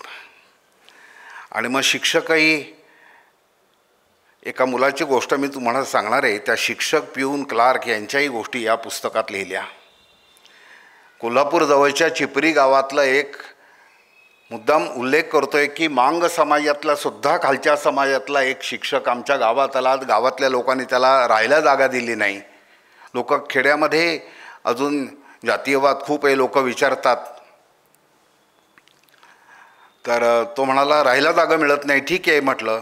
मी दुसरा एक गोसावी पिऊन आला होता आमच्याकडे. त्याला आणि या शिक्षकांना म्हटलं की हे पैसे देतो आहेत ना, आपण एक 8-15 दिवसात घर, तुम्ही शाळेतच राहता, आपण 8-15 दिवसात घर उभं करूया आणि त्या माझ्या घरात तुम्ही राहायला लागा. ते राहायला लागले. पुढे हा शिक्षक MA BEd हिंदी होता. काय काम करायचा? अवांतर वाचन काय तुझं? एक नाटककार सांग मला हिंदीतला, एक कादंबरीकार सांग आणि एक कवी सांग. तो गडबडला. अरे तू MA झाला आहेस हिंदी घेऊन, तुला हे फार सोपा प्रश्न आहे या. मग तो गडबडला. सांगितलं त्याने, पण म्हणाला मला अवांतर वाचन करायला वेळच नाही. म्हटलं काय करतो? मी ऊस तोडणी कामगारांच्यातला कामगार आहे. माझे आई वडील ऊस तोडणीचं काम करतात, मी पण त्यांच्याबरोबर ऊस तोडायला जात असतो आणि त्याच्यावरती आमचा चरितार्थ चालतो आणि त्याच्यातून मी हे शिक्षण घेतलं आहे. अप्रतिम हस्ताक्षर त्याचं. पुढे काहीतरी त्या तरुण मुलगा होता, त्याच्याकडनं काही चूक झाली. माझ्याकडे आला तो, माझ्याकडनं चूक झाली, मला तुम्ही काढून टाका शाळेतनं वगैरे. स्टॅम्प पेपरवरती 2 साक्षीदार शिक्षक आणि लिहून आणलं की मला तुम्ही काढून टाकलं तरी मी कुठे तक्रार करणार नाही. मी म्हटलं असं नाही, मी पण चुकत शिकत आलो आहे. आपण माणूस आहोत, चुका होतात आपल्या हातात. मग काय करायचं? नाही तुम्ही मला काहीतरी शिक्षा करा. असं तू तरुण आहेस, बॅचलर आहेस अजून, तू असं कर, हिंदी घेऊन तू MA BEd झाला आहेस, यावर्षी तू मे महिन्याच्या सुट्टीमध्ये टिळक महाराष्ट्र विद्यापीठात जा आणि तिथे संस्कृतचा कोर्स आहे विशारदचा 3 वर्षाचा, तो तू कर. 3 वर्षात सुट्ट्यांमध्ये तिथे जा. तुला शाळेत शिक्षक म्हणून पगार मिळणार आहे का नाही, त्याचा सदुपयोग कर तू. 3 वर्ष तो सतत 3 सुट्ट्या गेला. 3 वर्षांनी तो संस्कृत विशारद झाला. गावामध्ये शाळेत आला पुन्हा. त्याला म्हटलं चल, आपल्याकडे शासनाने इंग्रजी सक्तीचं केलं आहे पहिलीपासून, तर इंग्रजी तर आलंच पाहिजे, पण तू संस्कृतही शिकव शाळेमध्ये. आपण 50 मार्काचं संस्कृत ठेवू, 50 मार्काचं हिंदी ठेवू. तुम्हाला आश्चर्य वाटेल, आज संस्कृतचा निकाल 100% आहे पहिल्या 10वीच्या बॅचपासून. आणि संस्कृतमध्ये सुद्धा 100पैकी 98 आणि 99 मार्क मिळवणारी मुलं आपल्या शाळेमध्ये आहेत. हा मांग समाजातला सुद्धा, खालच्या समाजातला, त्यांनी स्वतःच सांगितलं मला. हा मुलगा शाळेमध्ये शिक्षक झाला, चूक झाली तरीसुद्धा त्याला शाळेतनं काढलं नाही, त्याला संधी दिली चूक सुधारायची. शिक्षा म्हणून काय दिली ते तुम्हाला मी सांगितलं. त्यामुळे आज संस्कृत विषय घेऊन मुलं 98-99% मार्क मिळवून शाळेमध्ये संस्कृतमध्ये मुलं गुणवत्ता यादीमध्ये येत आहेत, गुणवत्तापूर्ण शिक्षण घेत आहेत. दुसरा एक मुलगा शाळेमध्ये शिकवत होता, 10वी झाल्यानंतर मुंबईला गेला आणि स्वीपरचं काम करत होता, संडास मुताऱ्या साफ करायचं. 1 वर्ष गेलं याच्यात. त्याचं नाव आहे मंदार उजाळा. वडील एका छोट्या हॉटेलमध्ये खेड्यातल्या मोरीवरती काम करणारे, म्हणजे भांडी घासायचं काम करणारे. आई शेतमजूर होती आणि कोणी नाही त्याला घरी, आणखी मिळवतं कोणी नाही. 1 वर्षानंतर तो एकदा सकाळी 7 वाजताच आमच्या घराच्या मागे पडवीमध्ये, आम्ही झोपडीत राहायचो 20-15 सालपर्यंत, शेतामध्ये, अजूनही शेतातच राहतो. तिथे आला आणि तो बसला होता. बायको बाहेर कोणतरी आलं म्हणून बघायला गेली तर मंदार आलेला आहे. तर विचारलं का रे? नाही काकांना भेटायचं आहे मला. मग रडायला लागला. काय झालं? नाही सांगतो, मी आलो, तिने मला हाक मारलं, सांगितलं की मंदार आलं आहे, तुला भेटायचं आहे. बाहेर आलो. तो म्हणाला की काका मी 10वी झाल्यानंतर मुंबईला गेलो, 1 वर्ष स्वीपरचं काम करतो आहे. संडास मुतऱ्या साफ करताना लोकांनी पानं आणि गुटखा खाऊन टाकलेल्या पिंकमध्ये थुंकलेल्यामध्ये मला चित्र आणि रंग दिसतात. मला आर्टिस्ट व्हायचं आहे. मला तुम्ही आर्टिस्ट होण्यासाठी कॉलेजला पाठवा, शिकायला पाठवा, त्याची व्यवस्था करा. माझ्याकडे काही नाही आहे. ठीक आहे. या मंदरला मी आर्टिस्ट होण्यासाठी शिकायला, त्याला काय येतं त्याला म्हटलं तू काढलेली चित्र आहेत, छान चित्र आहेत, आपल्या शाळेमध्ये पण आहेत ही चित्र ठेवलेली. मी सांगतो त्या 2-3 लोकांकडे तू जाऊन ये, ते तुला बघतील. ते आर्टिस्ट आहेत सगळे लोक. तुला स्कल्पचरमध्ये इंटरेस्ट आहे, पेंटिंगमध्ये आहे, कशामध्ये तुला इंटरेस्ट आहे, तू कशात काम चांगलं करू शकशील हे ते पारखतील आणि तुला शिक्षणासाठी पुढे मार्गदर्शन करतील. ते पाहिल्यानंतर जेव्हा ठाण्याच्या आर्ट कॉलेजला तो गेला त्यावेळेला तिथल्या प्रिन्सिपल त्याला म्हणाल्या, कडे म्हणून मॅडम होत्या प्रिन्सिपल तिथल्या आहेत, त्या म्हणाल्या की आम्हाला लास्ट इयरच्या विद्यार्थ्यांना आम्ही जे शिकवतो आहे ते तुला उपजत येत आहे न शिकवताना. तुला मी ॲडमिशन दिली, बाकी सगळं तू कर काय ते. मग तो म्हणाला की मला ॲडमिशन तर मिळाली आहे पण बाकी सगळं काय करायचं, राहायचं, जेवायचं, खायचं, कुठे काय. म्हटलं सगळ्या व्यवस्था होतील, काही काळजी करू नको, तुला शिकायचं ना. तुम्हाला आश्चर्य वाटेल, ह्या मुलगा त्या ठाण्याच्या आर्ट कॉलेजला गेला. त्यानंतर तिथल्याच मॅडमनी 2 वर्षांतर त्याला बांद्र्याला पाठवलं. या मुलांनी फर्स्ट इयरपासून 5 वर्षाचा GD आर्टचा कोर्स असतो. या मुलांनी दरवर्षी एक गोल्ड मेडल घेतलं. नंतर जे स्कूल ऑफ आर्टमध्ये गेला हा मुलगा, त्याच्या मेरिटवर गेला. तो काय करायचा, फावल्या वेळामध्ये लग्न कार्यामध्ये जायचा, चांगल्या थोरा मोठ्यांच्या समाजामध्ये टॅटू काढून घेतात, मेहंदी काढतात, तर अशी फुटकळ कामं तो काहीतरी करायचा. रात्रभर जाऊन बसायचा तिथे, लोकांच्या हातावरती, बायकांच्या हातावर मेहंदी काढायचा, कोणाच्या हातात टॅटू काढून द्यायचा आणि त्याच्यातून मिळालेले जे पैसे ते पॉकेट मनी म्हणून आणि आपल्या स्टेशनरीसाठी म्हणून तो वापरायचा. जे स्कूल ऑफ आर्टमध्ये जाऊन त्याने आर्ट टीचरचा डिप्लोमा केला या मुलाने. माझ्या घरामध्येही त्याचं एक गोल्ड मेडल मिळालेलं चित्र त्यांनी आम्हाला भेट दिलं, ते मी लावलेलं आहे, द फार्मर म्हणून. शेतीशी नाळ तुटत नाही मुलांची, बरं का. मला हे विशिष्ट वाटतं की ही मुलं किती मोठी झाली, बाहेर गेली तरी त्यांची मातीशी नाळ तुटता कामा नाही. त्यांचे पाय मातीत असले पाहिजेत गाडलेले, तरच माणूस पुढे मोठा होऊ शकतो. तो उंचीने किती वाढू दे, उंच होऊ दे, पाय मात्र मातीत गाडलेले असले पाहिजेत त्याचे. या मुलाला म्हटलं की अरे मित्रा, पुत्रम मित्रम वदाचार्य, 16 वर्षाची मुलं झाली मोठी, आता मित्रासारखी आहेत ती माझ्या. मी त्याला म्हटलं अरे मित्रा, एक पुस्तक करायचं आहे आपल्याला. त्याच्या पाठीमागची कल्पना अशी की मातीमध्ये आपण माणसं पेरतोय गावामध्ये आणि त्या माणसांची झाडं होत आहेत पुढे. असं काही चित्र तुला काढता येईल का? आणि आणलं काढून त्यांनी चित्र. 2 दिवस द्या काका मला, म्हणाला 2 दिवसात मी येतो. हे बोलो 4x3चं मोठं चित्र काढून आणलं की एक माणूस हे पागोटं बिगोटं घातलेलं आहे आणि मग त्याचं झाडात रूपांतर कसं होतं, मोठा विशाल वृक्ष झाला आहे त्याच्या पाठीमागे. तर ही चित्रही अशीच त्यांनी काढली. सांगायचं म्हटलं ते याच पुस्तकातच 56 गोष्टी आहेत. उदाहरणादाखल मी काही गोष्टी तुमच्यासमोर ठेवणार आहे. एक मुलगी खूप छान होती, 7वी पास झाली. तुम्हाला कंटाळा आला की मला सांगायचं, बरं कोणतरी हात वरती करायचं, हे बस झालं आता पुरे, आपण बंद करू टाकू लगेच. तर ती 7वी पास झाली. पांगळी होती बिचारी, प्री पॅरालिटिक पोलिओ झाला होता तिला. चिखलगावपासून 3 किलोमीटरच्या एका गावात ती राहायची.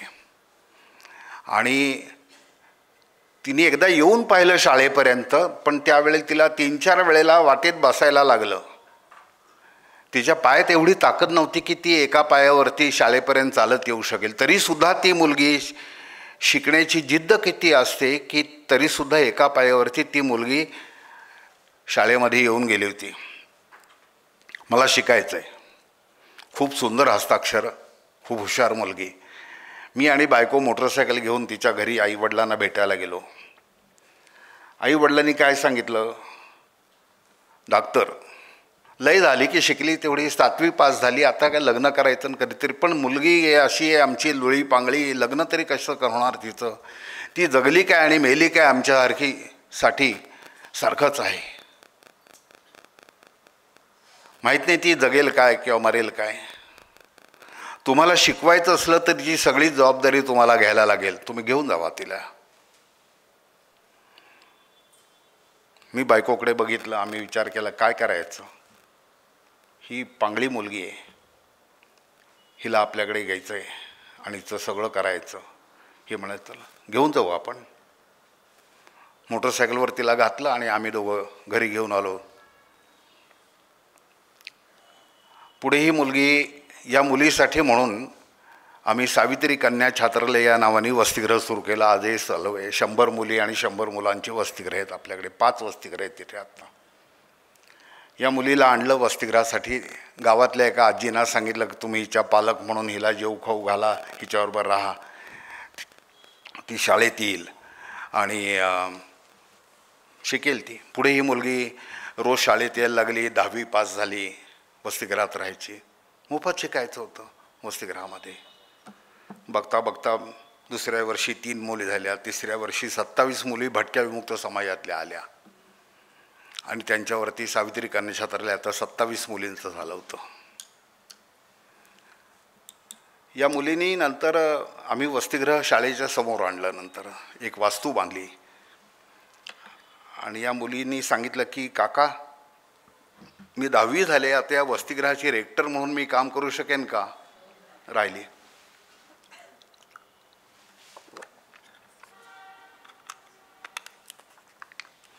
ही मुलगी वसतिगृहाची रेक्टर म्हणून काम करायला लागली.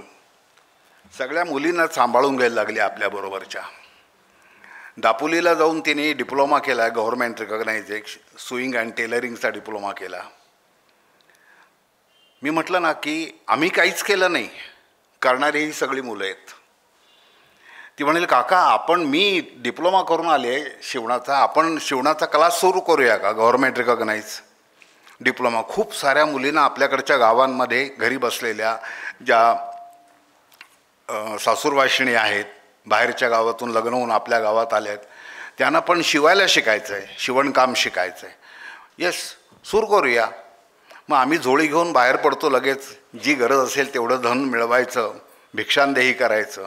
मी फकीर माणूस आहे आणि भिक्षा मागायची मला कधीच लाज वाटली नाही, कारण ती माझ्यासाठी मागायची नव्हती, समाजासाठी मागायची होती. लोकांनीही मला उदंड दिलं, समाजाने मला उदंड दिलं. त्या वेळेला जेवढी गरज लागेल तेवढ्या गरजेपुरतं नक्कीच दिलं. गव्हर्नमेंट रिकॉग्नाइज 1 वर्षाचा शिवणाचा डिप्लोमा सुरू झाला. या मुलींनी 150पेक्षा जास्त मुलींना 10 वर्षात शिवणाचा डिप्लोमा दिला. या पांगळ्या मुलींनी. तिला एका पायाने मशीन मारणं कठीण होईल म्हणून मग तिला ते मोटर आणून दिली आणि मोटरवर मशीन चालायला लागलं. तिला आम्ही काहीतरी तुटक 200-500 रुपये मानधन म्हणून देत होतो रेक्टरचं, प्लस राहणं, जेवण, खाण, चहा, नाश्ता सगळं देतो. ती मुलगीने एक दिवस मला सांगितलं की काका या वर्षीपासून मला मानधन म्हणून 1 पै तुम्ही द्यायची नाही. आत्तापर्यंत तुम्ही मला इथे जगवलं, जेवायला खायला घातलं, राहायची व्यवस्था केली. आता मी महिना 5,000 रुपये शिवण करून मिळवते शाळेमध्येच वसतिगृहात राहून रेक्टर म्हणून. मग पुढे ही मुलगी मला म्हणाली की मॅडम मला फॅशन डिझायनिंगचा डिप्लोमा करायचा आहे दापोलीला. दापोलीच्या तुमच्या घरात आता कोणीच राहत नाही ना, तुम्ही राहत नाही ना, मग तिथे मी मुलींना घेऊन काही राहू का. मग 6 विद्यार्थिनी आणि 7 विद्यार्थी BSCचे अशा 14 जण, हिला कुंदाला धरून 14 जण त्या आमच्या घरात राहत होते. घरात भांडी कोंडी गॅस सगळंच काही होतं. ते घरी आपापली मुलं मुली जेवण करायचे, राहायचे. ही 7च्या 7 मुलं फर्स्ट क्लासनी BSc झाली. त्यांची मोफत राहायची सोय तिथे केली होती. पालकांनी त्यांना शिधा आणून दिला. ती मुलं राहत होती तिथे. पुढे या मुलं कुंदानी पण ती कॉलेजला गेल्यानंतर फॅशन डिझायनिंगचा डिप्लोमा केला. पुढे या कुंदाचं दापोलीला असतानाच वर्ष संपत होतं. मुलं पासआउट झाली होती, BSc झाली होती. कोणी मुली कॉलेजच्या शिक्षण घेऊन वर्ष संपलं होतं. ती म्हणाली की काका मला लग्न करायचं आहे, मला एका मुलाने विचारलं आहे. गंमत बघा बरं का, मॅडम मुख्याध्यापिका त्यांच्या शिक्षिका किंवा मुख्याध्यापिका म्हणून तिच्याशी बोलायला जरा घाबरायच्या, पण मी त्यांचा काका होतो. त्यामुळे त्या माझ्याशी मोकळेपणाने येऊन बोलायच्या. काही दुखलं खुपलं काय असेल ते मनातलं सगळं येऊन बोलायच्या. तर म्हणाली की असा असा एक मुलगा आहे, त्यांनी मला सांगितलं आहे, लग्न करशील का विचारलं आहे. म्हटलं बोलावून घे त्याला, आपल्या घरी बोलाव त्याला. तो मुंबईत होता, घरी बोलवायला आला. तो एक दिवस घरी सकाळी, आणि मी त्याच्याशी थोडा वेळ गप्पा मारल्या. झालं चहा पाणी नाश्ता वगैरे झालं सगळं. तो परत गेला. लग्न ठरलं बरं का. मी कुंदाला म्हटलं की कुंदा तुला हा मुलगा ठीक वाटतोय, पण मी जेवढ्या गप्पा मारल्या त्याच्याशी त्या गप्पांमधून हा मुलगा बऱ्याच साऱ्या गोष्टी लपवतोय असं दिसलं आहे मला. बघ पुनर्विचार काही करायचं असलं तर. नाही बाब, मी बोलले काका त्याच्याशी बरेच वेळा. ठीक आहे. माझं एका मित्राचं कार्यालय होतं. तो 750 रुपयात लग्न लावायचं. मुलाकडची 10 माणसं, मुलीकडची 10 माणसं, रितसर धार्मिक विधी करून तो लग्न लावायचा. तर आणि नाही तर आम्ही दोघंजणं कन्यादान करायला होतोच. लग्न करताना आईबाप म्हणून उभे राहायला. तर सगळं झालं, बॅग बिग भरून झाली. आता उद्या सकाळी लग्न, पत्रिका छापून झाली आणि संध्याकाळ झाली. आदल्या दिवशीची गोष्ट. संध्याकाळ झाली, रात्र झाली, हा मुलगा आलाच नाही. ही लागली रडायला की उद्या सकाळी लग्न आहे, आपल्याला 8 वाजता कार्यालयात जायचं आहे आणि मुलगाच आला नाही. त्याला कोणतरी नारायण भेटलेला दिसतोय. तो बोल्यावर उभा राहायच्या आधीच पळून गेलेला दिसतोय. काही काळजी करू नकोस, एक मुलगा गेला म्हणून काही काळजी करायचं कारण नाही. मिळतील ना तुला अजून मुलं. नाही मिळणार असं आहे का? थोडं रडू नकोस तू, अधीर धर. मी तुला आधीच सांगितलं होतं की हा खोटं बोलतोय मुलगा, हा लपवून ठेवतोय आपल्यापासून काही गोष्टी. तो येणार नाही. आणि तो आला नाही. तो नाहीच आला. ते लग्न झालं नाही. पुढे थोड्या दिवसांनी आणखी एक मुलाची आई आमच्याकडे आली. ती म्हणाली या मुलीसाठी मी आधीच विचारलं होतं, पण तुम्ही तिचे आईबाप आहात म्हणून तुम्हाला पुन्हा भेटायला आले. विचार करा, माझ्या मुलाचं लग्न करायचं आहे आणि अंधारलेलं आमचं घर आहे कोकणातच. मुंबईत नोकरी करतो आहे. 2 दुकानं आहेत त्याची, झेरॉक्सची, आणि 2 टुरिस्ट कार आहेत त्याच्या. अरे वा, छान, चांगली गोष्ट आहे. 12वी झालेला आहे, पण तोही अपंगच आहे. गुडघ्याच्या खाली त्याला पाय नाहीत, दोन्ही पाय नाहीत. त्याला लग्न करायचं आहे. ही मुलगी चांगली आहे म्हणून आणि तुमच्याकडे राहिलेली आहे म्हणून आम्हाला तिच्याबद्दल खात्री आहे की या मुलीशी आपण विचारूया, ही सून म्हणून येईल का आमच्या घरात. पुढे त्यालाही बोलावून घेतलं आणि त्यांचं लग्न ठरलं. तो मुंबई सोडून हिने सांगितलं मला मुंबईत यायचं नाही, मला गावाकडेच राहायचं आहे, खेड्यामध्येच राहायचं आहे, इथेच काम करायचं आहे. मी आपल्या कुटुंबापुरते शिवणकाम करून पैसे मिळवू शकते. मी आत्ता महिना 5,000 रुपये मिळवते वसतिगृहात राहूनसुद्धा. मी आपल्या कुटुंबासाठी नक्कीच पैसे मिळवू शकेन. पुढे लग्नासाठी आम्ही घरी गेलो. हा मुलगा मुंबई सोडून आला होता. लग्नाला आम्ही दोघंही उपस्थित होतो. काय सांगावं की आईवडील नाही आले तर आयत्या वेळेला आपण तयारच असलं पाहिजे ना. आम्ही नेहमीच तयार असतो. लगेच टोपी घातली की बसले पाटावरती, आपल्याला काय. तर छान झालं, तिचे आईवडील आले होते. त्याच्या आधी एक गोष्ट अशी होती की हे लग्न ठरल्यानंतर या मुलाला पाहायला मुलाला बोलावलं घरी, या कुंदाच्या घरी बोलावलं आईवडिलांनी तिच्या. शेवटी कशाले तरी मुलगी आहे आपली आणि ती आता चांगली मिळवती आहे. आता काही आणि लग्न करून जायचं आपल्याला काही आता धास्ती नाही आहे तिच्या कष्टाची, खर्चाची वगैरे. म्हणून त्यांनी जावयाचा दिवस ठरला, या तारखेला जावई मुलगा घरी येणार घर बघायला आपलं, आईवडिलांना भेटायला. तर त्यांनी बसस्टॉपवरती चिखलगावच्या 3 किलोमीटर बसस्टॉप तिथपर्यंत ऑटो पाठवली, रिक्षा पाठवली. हा मुलगा बसमधनं खाली उतरला आणि त्या रिक्षावाल्याने सांगितलं की दादा मी तुम्हाला न्यायला आलो आहे, मुलीच्या वडिलांनी, कुंदाच्या वडिलांनी आम्हाला पाठवलं आहे तुम्हाला आणण्यासाठी. त्याने नमस्कार केला. तो म्हणाला की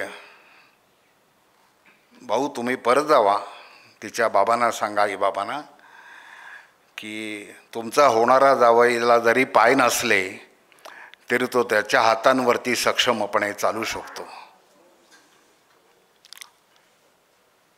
तुम्हाला आश्चर्य वाटेल, त्या रिक्षात त्यांनी परत पाठवून दिली. हा मुलगा त्याच्या हातांवरती 3 किलोमीटर चालत या मुलीच्या घरी गेला आणि सांगितलं की धन्यवाद देतो तुम्हाला, तुम्ही माझ्यासाठी रिक्षा पाठवली होती, पण मला हे सांगायचं होतं की तुमचा जावई ह्या तुमच्या मुलीला पोचायला सक्षम आहे. मला पाय नसले तरी माझे हात आहेत, समर्थ आहेत. लग्नाला गेलो, याला खुर्चीमध्ये बसून आम्ही दोघांनी 2 बाजूने ते खुर्ची उचलली आणि त्याची सप्तपदी वगैरे सगळे धार्मिक विधी खुर्चीत बसून केले, कारण त्याला चालता येत नव्हतं, पायच नव्हते. पुढे एका पायावरती ही मुलगी चालत होती. लग्न छान झालं. तिच्या आईवडिलांनी आम्हाला घरात लग्न झाल्यानंतर बोलावून घेतलं, मुलाच्या आईवडिलांनी, आणि आम्हाला सांगितलं की तिचे आईबाबा इथे आलेत, लग्नाला होते वगैरे, सगळं ठीक आहे. त्यांचं मानपान आम्ही व्यवस्थित केलं मुलीचे आईवडील म्हणून, पण आम्हाला तुमचे मानपान करायचे आहेत, कारण आम्ही असं मानतो की तुम्ही इथे खरे आईवडील आहात. त्यांनी आम्हाला कापड चोपड देऊन आमचं मानपानही केलं त्यांनी. आज या मुलीला 2 सुंदर सुस्वरूप मुली आहेत. मोठी मुलगी 12वीला आहे, तिची धाकटी मुलगी 9वीला आहे. हा जो दोन्ही पायानी पांगळा माणूस आहे, हा स्कूटर चालवतो 3 चाकाची. बायकोला आपल्या घेऊन जातो स्कूटरवरनं, बरोबर दापोलीला, चिखलगावला कुठे जायचं असेल, माहेरी तिच्या जायचं असेल, स्कूटरवरनं घेऊन जातो तो. घरी त्याच्याकडे पोल्ट्री आहे, आणखीन गोटरी आहे, शेळी पालनाचं काम करतो तो. पोल्ट्री आहे, कोंबड्या पाळल्या आहेत त्यांनी.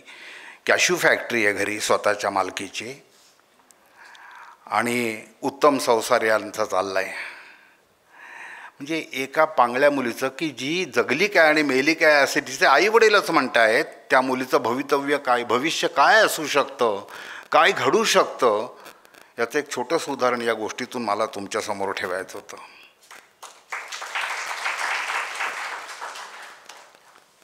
आणखी अशाच एका मुलाची गोष्ट. माझी खास दोस्ती असते ते 1 ते 5 वयोगटातल्या मुलांच्या बरोबर.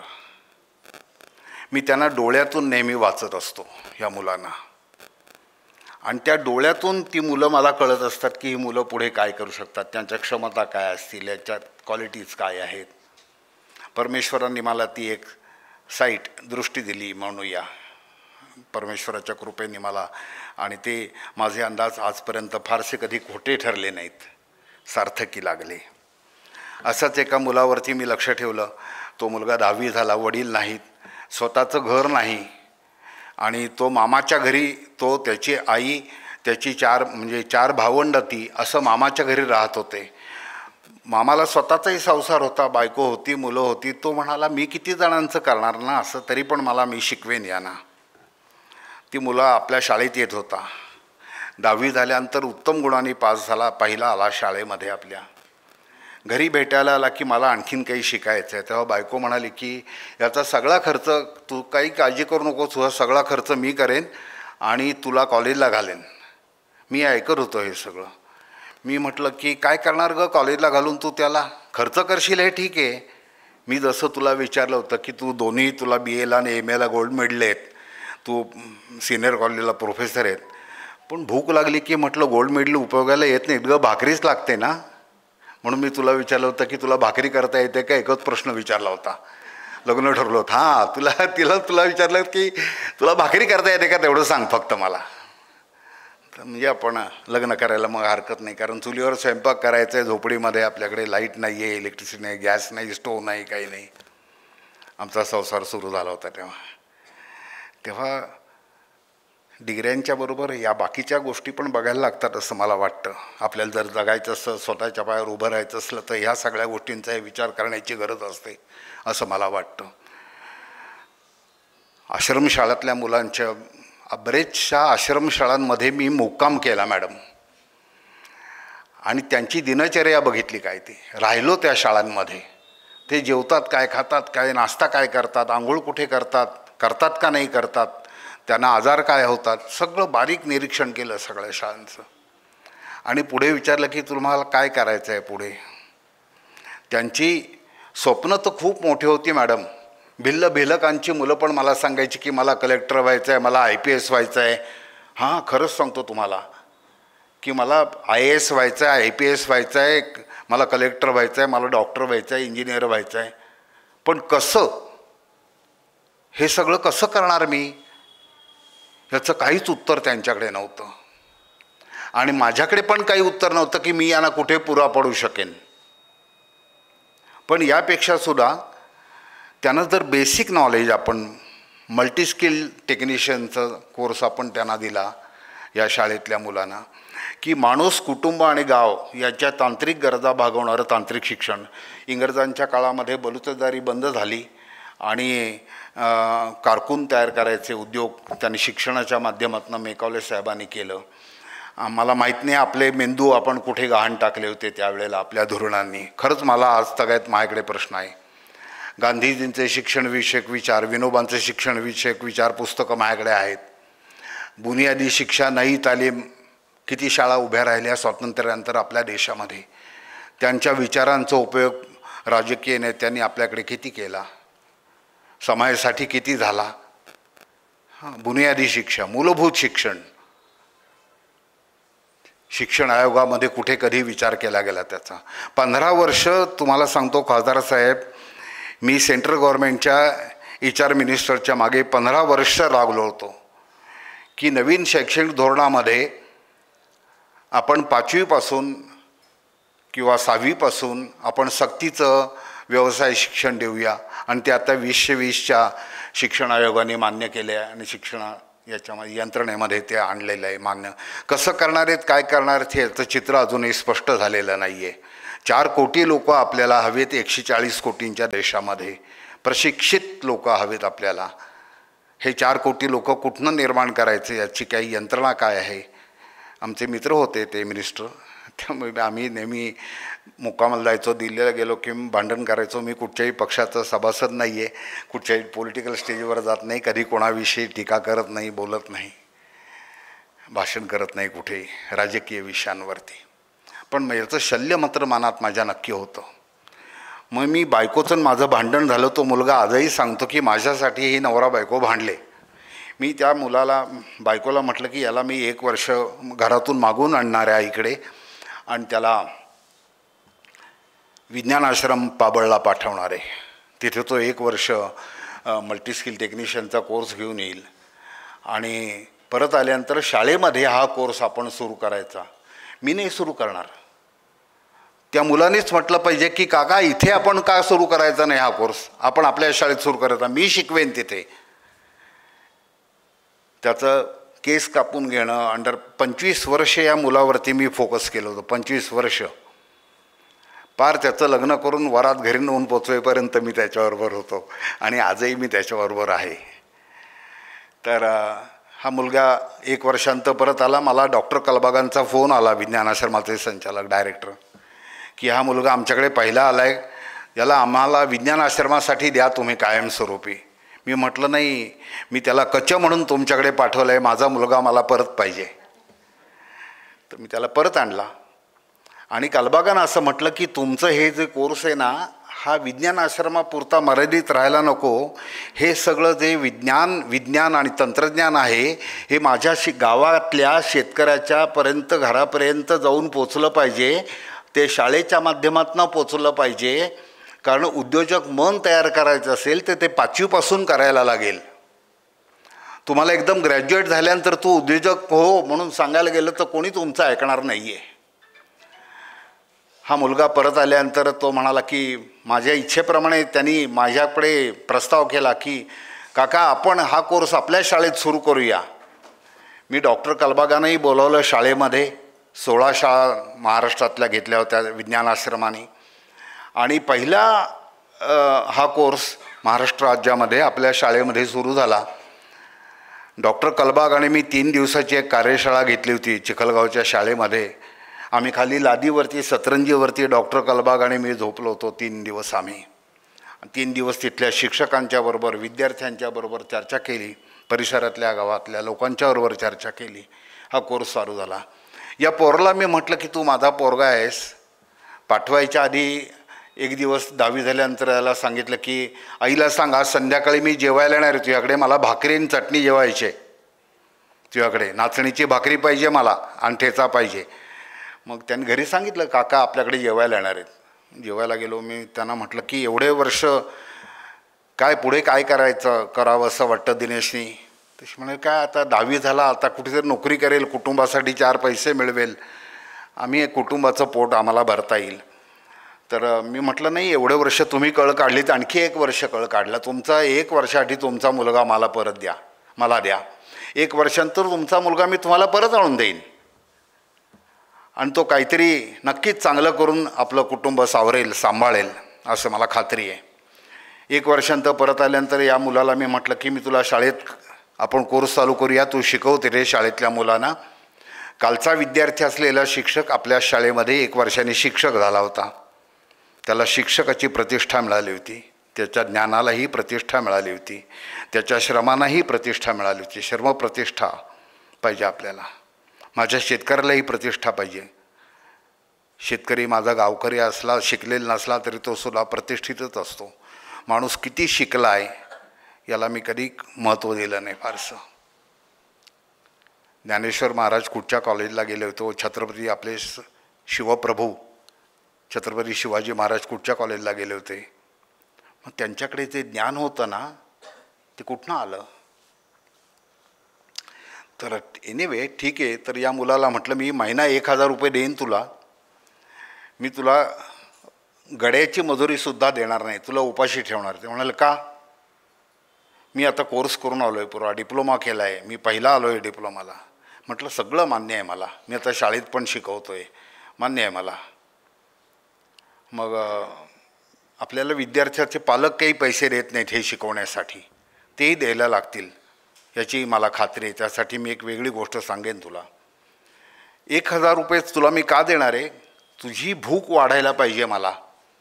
तुला असं वाटलं पाहिजे की हे 1000 रुपयावर माझं काही भागत नाही आहे, मला आणखीन पैसे मिळवले पाहिजेत माझ्या कुटुंबासाठी, माझ्या धाकट्या भावंडांचे शिक्षण व्हायचं आहे अजून,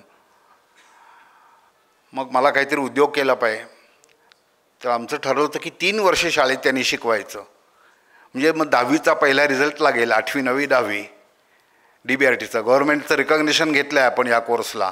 आता तो तुम्हाला सांगतो मॅडम, या कोर्सला गव्हर्नमेंटनी कोर सब्जेक्ट म्हणून मान्यता दिली आहे. आपल्या शाळेमध्ये 9वी 10वीला आपण इतिहास भूगोल हा विषय शिकवत नाही, इतिहास भूगोल हा विषय काढून टाकला आहे, इतिहास भूगोल नागरिकशास्त्र. आणि त्या ठिकाणी मल्टीस्किल टेक्निशियनचा कोर्स शासन मान्यतेने, SSC बोर्डाच्या मान्यतेने आणि व्यवसाय तंत्रशिक्षण विभागाच्या मान्यतेने आपण हा कोर्स आपल्या शाळेमध्ये चालवतो आहे. 6 सब्जेक्टमधला एक कोर सब्जेक्ट म्हणून. ठीक आहे. तर शाळेचे रिझल्टही चांगले लागायला लागले. हा विषय शिकवल्यामुळे मुलांचे विज्ञान आणि गणिताचे विषयी पक्के व्हायला लागले, त्याच्यामध्ये त्यांची गुणवत्ताही चांगली वाढीला लागली. 3 वर्षानंतर या मुलाला म्हटलं, मी वाट बघतो की कधी हा मुलगा मला म्हणेल की काका मी आता सोडून जातो. 3 वर्ष झालेत, मी वाटच बघत होतो. म्हणाला एक दिवस काका आता मी सोडून जातो बरं का, यावर्षी मी नाही शाळेत शिकवणार. मी आणखी आपण गेल्या 2 वर्षामध्ये आणखी काही मुलांना विज्ञान आश्रमातून तयार करून आणल्या शिकवून, ती मुलं माझ्यानंतर शिकवतील. आता माझ्यानंतर शिकवणारी यंत्रणा बिघडणार नाही आहे, व्यवस्था बिघडणार नाही आहे, आणखी शिक्षक तयार केलेत आपण. आणि मला व्यवसाय सुरू करायचा आहे, मला भांडवल द्या. किती भांडवल पाहिजे तुला? 30,000 रुपये. ठीक आहे. मी एका पतसंस्थेकडनं त्याला 30,000 रुपये मिळवून दिले. त्याने उद्योग सुरू केला. मी त्याच्यासमोर टार्गेट ठेवायला लागलो की 5 लाखाचा टर्नओव्हर पाहिजे बरं का दिनेश यावर्षी तुझा. पुढे फॅब्रिकेशन वर्कशॉप या मुलांनी सुरू केलं. आता त्याची 2 वर्कशॉप आहेत. फॅब्रिकेटिंग वर्कशॉप आहे, पावडर कोटिंग वर्कशॉप. 3 जिल्ह्यामध्ये नाही आहे आमच्याकडे, तर पावडर कोटिंग वर्कशॉप आहे याच्याकडे. 30 कुटुंबांचा चरितार्थ दिनेशच्या उद्योगावरती चालतो. त्याचा आजचा टर्नओव्हर 2 CR प्लस झालेला आहे. यावर्षीचं टार्गेट 5 CRचं आहे त्याचं. दुसऱ्या एकाचं 5 CR क्रॉस केलं. त्याच्या 3 कंपन्या आहेत आता. दिनेशच्या 2 कंपन्या आहेत आता. 30 कुटुंबांचा चरितार्थ चालला आहे. 4 गावांचा ग्रुप ग्रामपंचायतीचा सरपंच आहे दिनेश आता. आणि ज्या संस्थेमधून तो शिकला, मोठा झाला, त्या संस्थेचा तो ट्रस्टी आहे आता आणि ट्रेझररही आहे आता. मी रिझाईन केल्यानंतर, मी संस्थेतून बाहेर पडल्यानंतर 70 वर्षांतर, आधी म्हटलं तर 60 वर्षांतर राहायचं नाही, आता 70 वर्षांतर लोक म्हणाले अजून 10 वर्ष काम कर, घटनेत बदल करा, 70 वर्षांतर कोणी राहायचं नाही तर मी काम करेन. मी यावर्षी बाजूला आलो मार्चमध्ये. आता दिनेश आणि माझा वकील मुलगा तिथे असलेला, हे दोघे माझे उजवे डावे हात तिथे संस्थेचा प्रामुख्याने कारभार चालवत आहेत. आमची इतर अन्य माझे विद्यार्थी पण आता संस्थेच्या कामामध्ये समरस होऊन काम करत आहेत. आणि 2020 या पिढीकडे, मी तरुण पिढीकडे सगळं व्यवहार सोपवून टाकले. तुम्ही चालवा. 2025-31 मार्चला मी इथे नसेन अधिकारपदावरती. आजपासून तुम्ही चालवा. तुम्ही विचारलं काही अडचण असेल तर मी बोलेन, अन्यथा बोलणार नाही. आणि तुम्हाला सांगायला मला आनंद वाटतो की 2020 आजपर्यंत त्यांना कुठेही अडचण आली नाही. अतिशय उत्तम कारभार त्यांनी चालवला आहे आणि फार चांगलं भवितव्य आहे. सध्या सगळ्या महाराष्ट्रभरातून, पार नागपूरमधून, म्हणजे विदर्भ, मराठवाडा, खानदेश, उत्तर महाराष्ट्र, पश्चिम महाराष्ट्र, कोकण, अशा सगळ्या ठिकाणून 200 मुलं आज आपल्या वसतिगृहांमध्ये शिकायला आलेत, 1ली ते 12वीची. यांच्या हे काही तरुण मित्र माझ्यासमोर बसलेत माझे, की युवकांच्यासाठी एक लोकनिर्माण युवा शिबिर म्हणून आपण घेतो, त्या शिबिराचे हे शिबिरार्थी आहेत. यावर्षी 7वं शिबिर आहे. गौतम उभारान जरा, हे ॲडव्होकेट गौतम शितोळे म्हणून आहेत. हे तुमच्या नाशिकमध्येच वकील आहेत. त्यांचे सहकारी बरोबरचे पण सगळ्यांचे. उभारा सांग, तू काय करतो सध्या? मोठ्यानं सांग नावचं.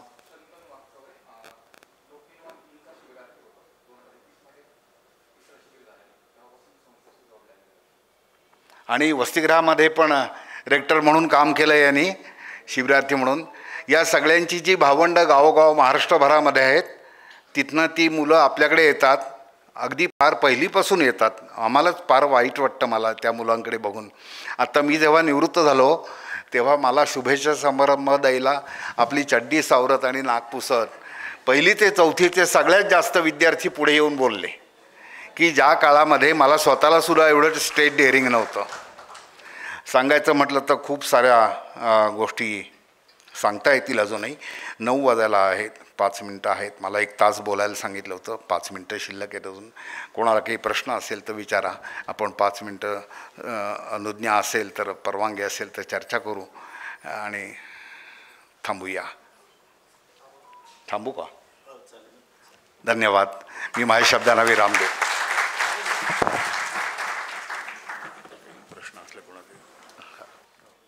प्रचंड मोठं काम असं यांनी उभं केलेलं आहे. त्यांना भाषणाची फारशी सवय नाही आहे. ते बोलले मी बऱ्याच ठिकाणी असा मुलाखतीद्वारेच बोललेलो आहे म्हणून.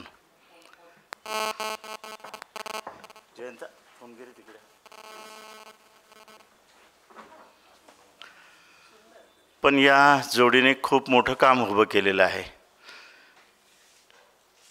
त्यांच्याकडे बाबा आमटे आलेले होते आणि त्यांनी एक मंत्र त्यांना सांगितला होता. संकल्प मनामध्ये ठेवायचा आणि संकल्पाचं सातत्याने स्मरण करत राहायचं, म्हणजे तो खऱ्या अर्थाने जप असतो आणि त्याला फक्त प्रयत्नाची जोड द्यायची असते. बाबा आमटेंचं वाक्य यांनी लक्षात ठेवलं आणि सातत्याने मनामध्ये संकल्प करत गेले आणि ते प्रत्यक्षात आणत गेले. एका दिवशी प्रसिद्ध उद्योजिका सुधा मूर्ती त्यांच्याकडे आल्या होत्या. सुधा मूर्तींनी त्यांच्याशी चर्चा केली. काय पुढे करायचं आहे हे विचारलं. यांनी सांगितलं मुलींकरता एक हॉस्टेल बांधायचं आहे, असं असं मनामध्ये आहे. किती बजेट लागेल असं विचारलं आणि ताबडतोब जवळपास 70 लाखाहून अधिक रक्कम त्यांना डोनेशन म्हणून सुधा मूर्तींनी ताबडतोब दिली, कुठलेही प्रश्न न विचारता. बंकटशेठ मुंदडा म्हणून एक ग्रस्त आहेत पुण्याला. असंच त्यांना कळलं की असं असं मनुष्य आणि त्याची पत्नी हे असं असं काम करतात. त्यांनी यांना बोलावून घेतलं घरी जेवायला आणि जेवण झाल्यावर बा तुमच्या मनामध्ये काहीतरी करायचं आहे असं आम्हाला कळलेलं आहे, त्याच्याकरता मी माझं थोडंसं योगदान देतो मग यांनी पाहिलं तर तो 10 लाख रुपयाचा चेक होता. अशी अनेक माणसं यांना भेटलीत. पुण्याच्या दातारांची गोष्ट त्यांनी मला सांगितली. एक दिवशी सकाळी त्यांना फोन आला, वृद्धग्रस्त होते दातार म्हणून. त्या दातारांनी यांना सांगितलं की जरा तुम्ही माझ्याकडे चहा प्यायला याल का, मी पुण्याला राहतो. हे म्हणाले ठीक आहे येतो म्हणे. आणि मग हे दुसऱ्या दिवशी त्यांच्या घरी गेले, चहा पाणी झालं. आणि मग त्या दातारांनी यांना सांगितलं की बा तुमचे सगळे संकल्प मला माहिती आहेत, तुम्हाला कॉलेज काढायचं आहे, तुमच्या कॉलेजकरता मी काही रक्कम देऊ का. यांनी सांगितलं तुमची इच्छा असेल तर द्या तुम्ही. त्यांनी सुनबाईला बोलवलं, चेकबुक मागवलं, चेकवर सही केली आणि सुनबाईला सांगितलं की चेकबुक यांच्या हातात दे, कुठल्या संस्थेच्या नावाने चेक द्यायचं ते लिहितील. यांनी ते संस्थेचं नाव वगैरे लिहिलं. आता रक्कम टाकायची होती त्याच्यावरती. यांनी विचारलं की बा तुम्ही लिहा काहीतरी. दातारांनी यांना सांगितलं की तुम्हीच लिहा म्हणे. किती लिहू. त्यांनी सांगितलं 1 करोड रुपये लिहा म्हणे. हे म्हणाले मी आत्तापर्यंत कधी माझ्या आयुष्यात 1 करोड आकडा लिहिलेला नाही, अक्षराने लिहिलेला नाही आणि अंकाने लिहिलेला नाही. ते म्हणाले आत्ता हा 1 करोड घ्या, पुढच्या महिन्यामध्ये 50 लाख आणि त्याच्या पुढच्या महिन्यामध्ये 50 लाख, असे 2 लाख रुपये 2 कोटी रुपये मी तुम्हाला देईन आणि त्याच्यातून तुम्ही कॉलेज उभारा. काहीच संबंध नाही. यांनी 1 रुपयाची मागणी केलेली नाही, काही नाही, काही नाही. देव हा अशा माणसांना पाठवत असतो आणि त्याच्या पाठीमागे उभा राहत असतो. त्याच्याकरता देवळामध्ये जाऊन आपल्याला घंटानाद करायची गरज नाही. अशी ही माणसं आहेत. यांच्याकडे एकदा बाबासाहेब पुरंदरे आले होते, महाराष्ट्र भूषण. त्यांनी यांच्या वहीमध्ये लिहून ठेवलं एक वाक्य, वेडे व्हा. बाबासाहेबांनी लिहिलं वेडे व्हा, उदात्त आणि उत्तुंग अशा विषयांचं वेळ घ्या. उदात्त आणि उत्तुंग अशा विषयांचं वेळ घ्या. वेळ घेतल्याविना शहाणपण येणार नाही. राजा तुम्ही मनात आणा आणि त्याच्यासाठी वेडे व्हा. असा हा वेडा माणूस आज आपल्यामध्ये आलेला आहे आणि याचं वेळ हे सगळ्या महाराष्ट्रभर पसरलेलं आहे. तुम्हाला सांगतो, यांनी आणि रेणुताईंनी प्रचंड काम उभं केलेलं आहे. या पुस्तकं जी मी तुम्हाला सांगितली यातल्या एक एक घटना, यांनी 2च घटना सांगितल्यात तुम्हाला, पण या घटना माणसाला रडायला लावतात. तुम्हाला मी सांगतो, ज्या मुलीची गोष्ट यांनी सांगितली त्या मुलाने सासऱ्यांना निरोप पाठवला की रिक्षा मी परत पाठवतोय, तुम्हाला कळलं पाहिजे, जाणवलं पाहिजे की तुमचा जावई हा सक्षम आहे. आणि तो हातावर आपल्या 3 किलोमीटर गेला. विचार करा तुम्ही. माणसं थरारून टाकणारी, माणसाला थरारून टाकणाऱ्या गोष्टी याच्यामध्ये आहेत. अशी अनेक माणसं यांनी घडवलेली आहेत. आणि मग वयाच्या 70च्या तळावर हे पुस्तक त्यांनी लिहिलेलं आहे. असे आदरणीय राजा दांडेकर आणि त्यांच्या स्वरूपात, त्यांच्याच रूपामध्ये रेणुताई दांडेकर देखील इथे आल्यात असं मी मानतो. आणि ज्योतिष स्टोअरच्या वतीनं, सर्व उपस्थितांच्या वतीनं खूप खूप धन्यवाद तुम्हाला देतो. यांचं सगळं ऐकावं म्हणून मी भगरे गुरुजींना विनंती केली होती. त्यांनी पण ते मानलं. त्यांनी आज मला निरोप पाठवला होता, शरद पवार साहेब इथे आहेत, कारण त्यांच्या गटातले ते आहेत, खासदार आहेत, मला जावं लागेल ताबडतोब म्हणे. पण तरीही ते आत्तापर्यंत थांबलेत आणि गेले नाहीत.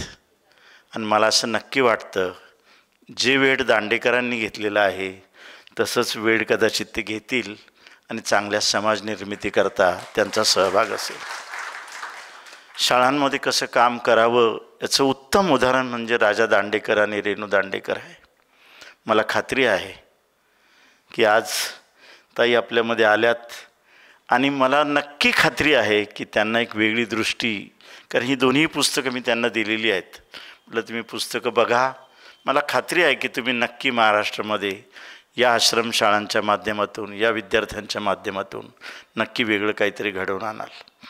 मी ताई तुमचे पण खूप खूप आभार व्यक्त करतो या ठिकाणी आणि भगरे गुरुजींचे पण. आपण तिघांकरता या जोरदार टाळ्या वाजवूया. रेणुताईंनी खूप पुस्तकं लिहिलेली आहेत स्वतः राजा दांडेकरांनी सांगितलं की मी 25 वर्ष कुठेही व्याख्यानाला गेले नाहीत, बोलायला गेले नाहीत, लिहिलं नाही, काही नाही केलं. 25 वर्षानंतर त्यांनी काम करायला सुरुवात केली, म्हणजे पुस्तकं लिहायला सुरुवात केली. त्यांनी 4 पुस्तकं लिहिलेली आहेत. नर्मदेवर पण पुस्तक लिहिलेलं आहे. आणि रेणुताईंची मात्र जवळपास 20-25 मला वाटतं 40-50 पुस्तकं झालेली आहेत. त्यातली काही पुस्तकं इथे आहेत. त्यांनी मगाशी सांगितलं तसंच आहे बा, त्या शिक्षिका राहिल्यात आणि हे विद्यार्थी राहिलेत. यांनी 5 लिहिलीत, त्यांनी 50 पुस्तकं लिहिलीत. आणि त्यातली काही पुस्तकं आज ठेवलेली आहेत. जर तुम्हाला वेळ असला तर तुम्ही जरूर ती घ्या, आवडली तर तुम्ही जरूर खरेदी करा. तुम्ही आज मॅच सोडून आणि पावसाचा धाक असून देखील इथे आलात, त्याबद्दल खूप खूप आभार व्यक्त करतो. बिडकर मॅडम, साळी सर, सगळेजण इथे आलात त्याबद्दल आनंद व्यक्त करतो. आता आपण भेटणार आहोत मित्रांनो परवा सायंकाळी. मंगळवारी महाराष्ट्रातल्या ख्यातनाम कवयित्री नीरजा आणि प्रज्ञादया पवार यांना आम्ही बोलवलेलं आहे. त्यांच्याशी मुक्त असा संवाद आपल्या, काय नाव त्यांचं, वंदना आत्रेताई, त्यांच्याशी संवाद साधणार आहेत आणि आपल्यापुढे ठेवणार आहेत.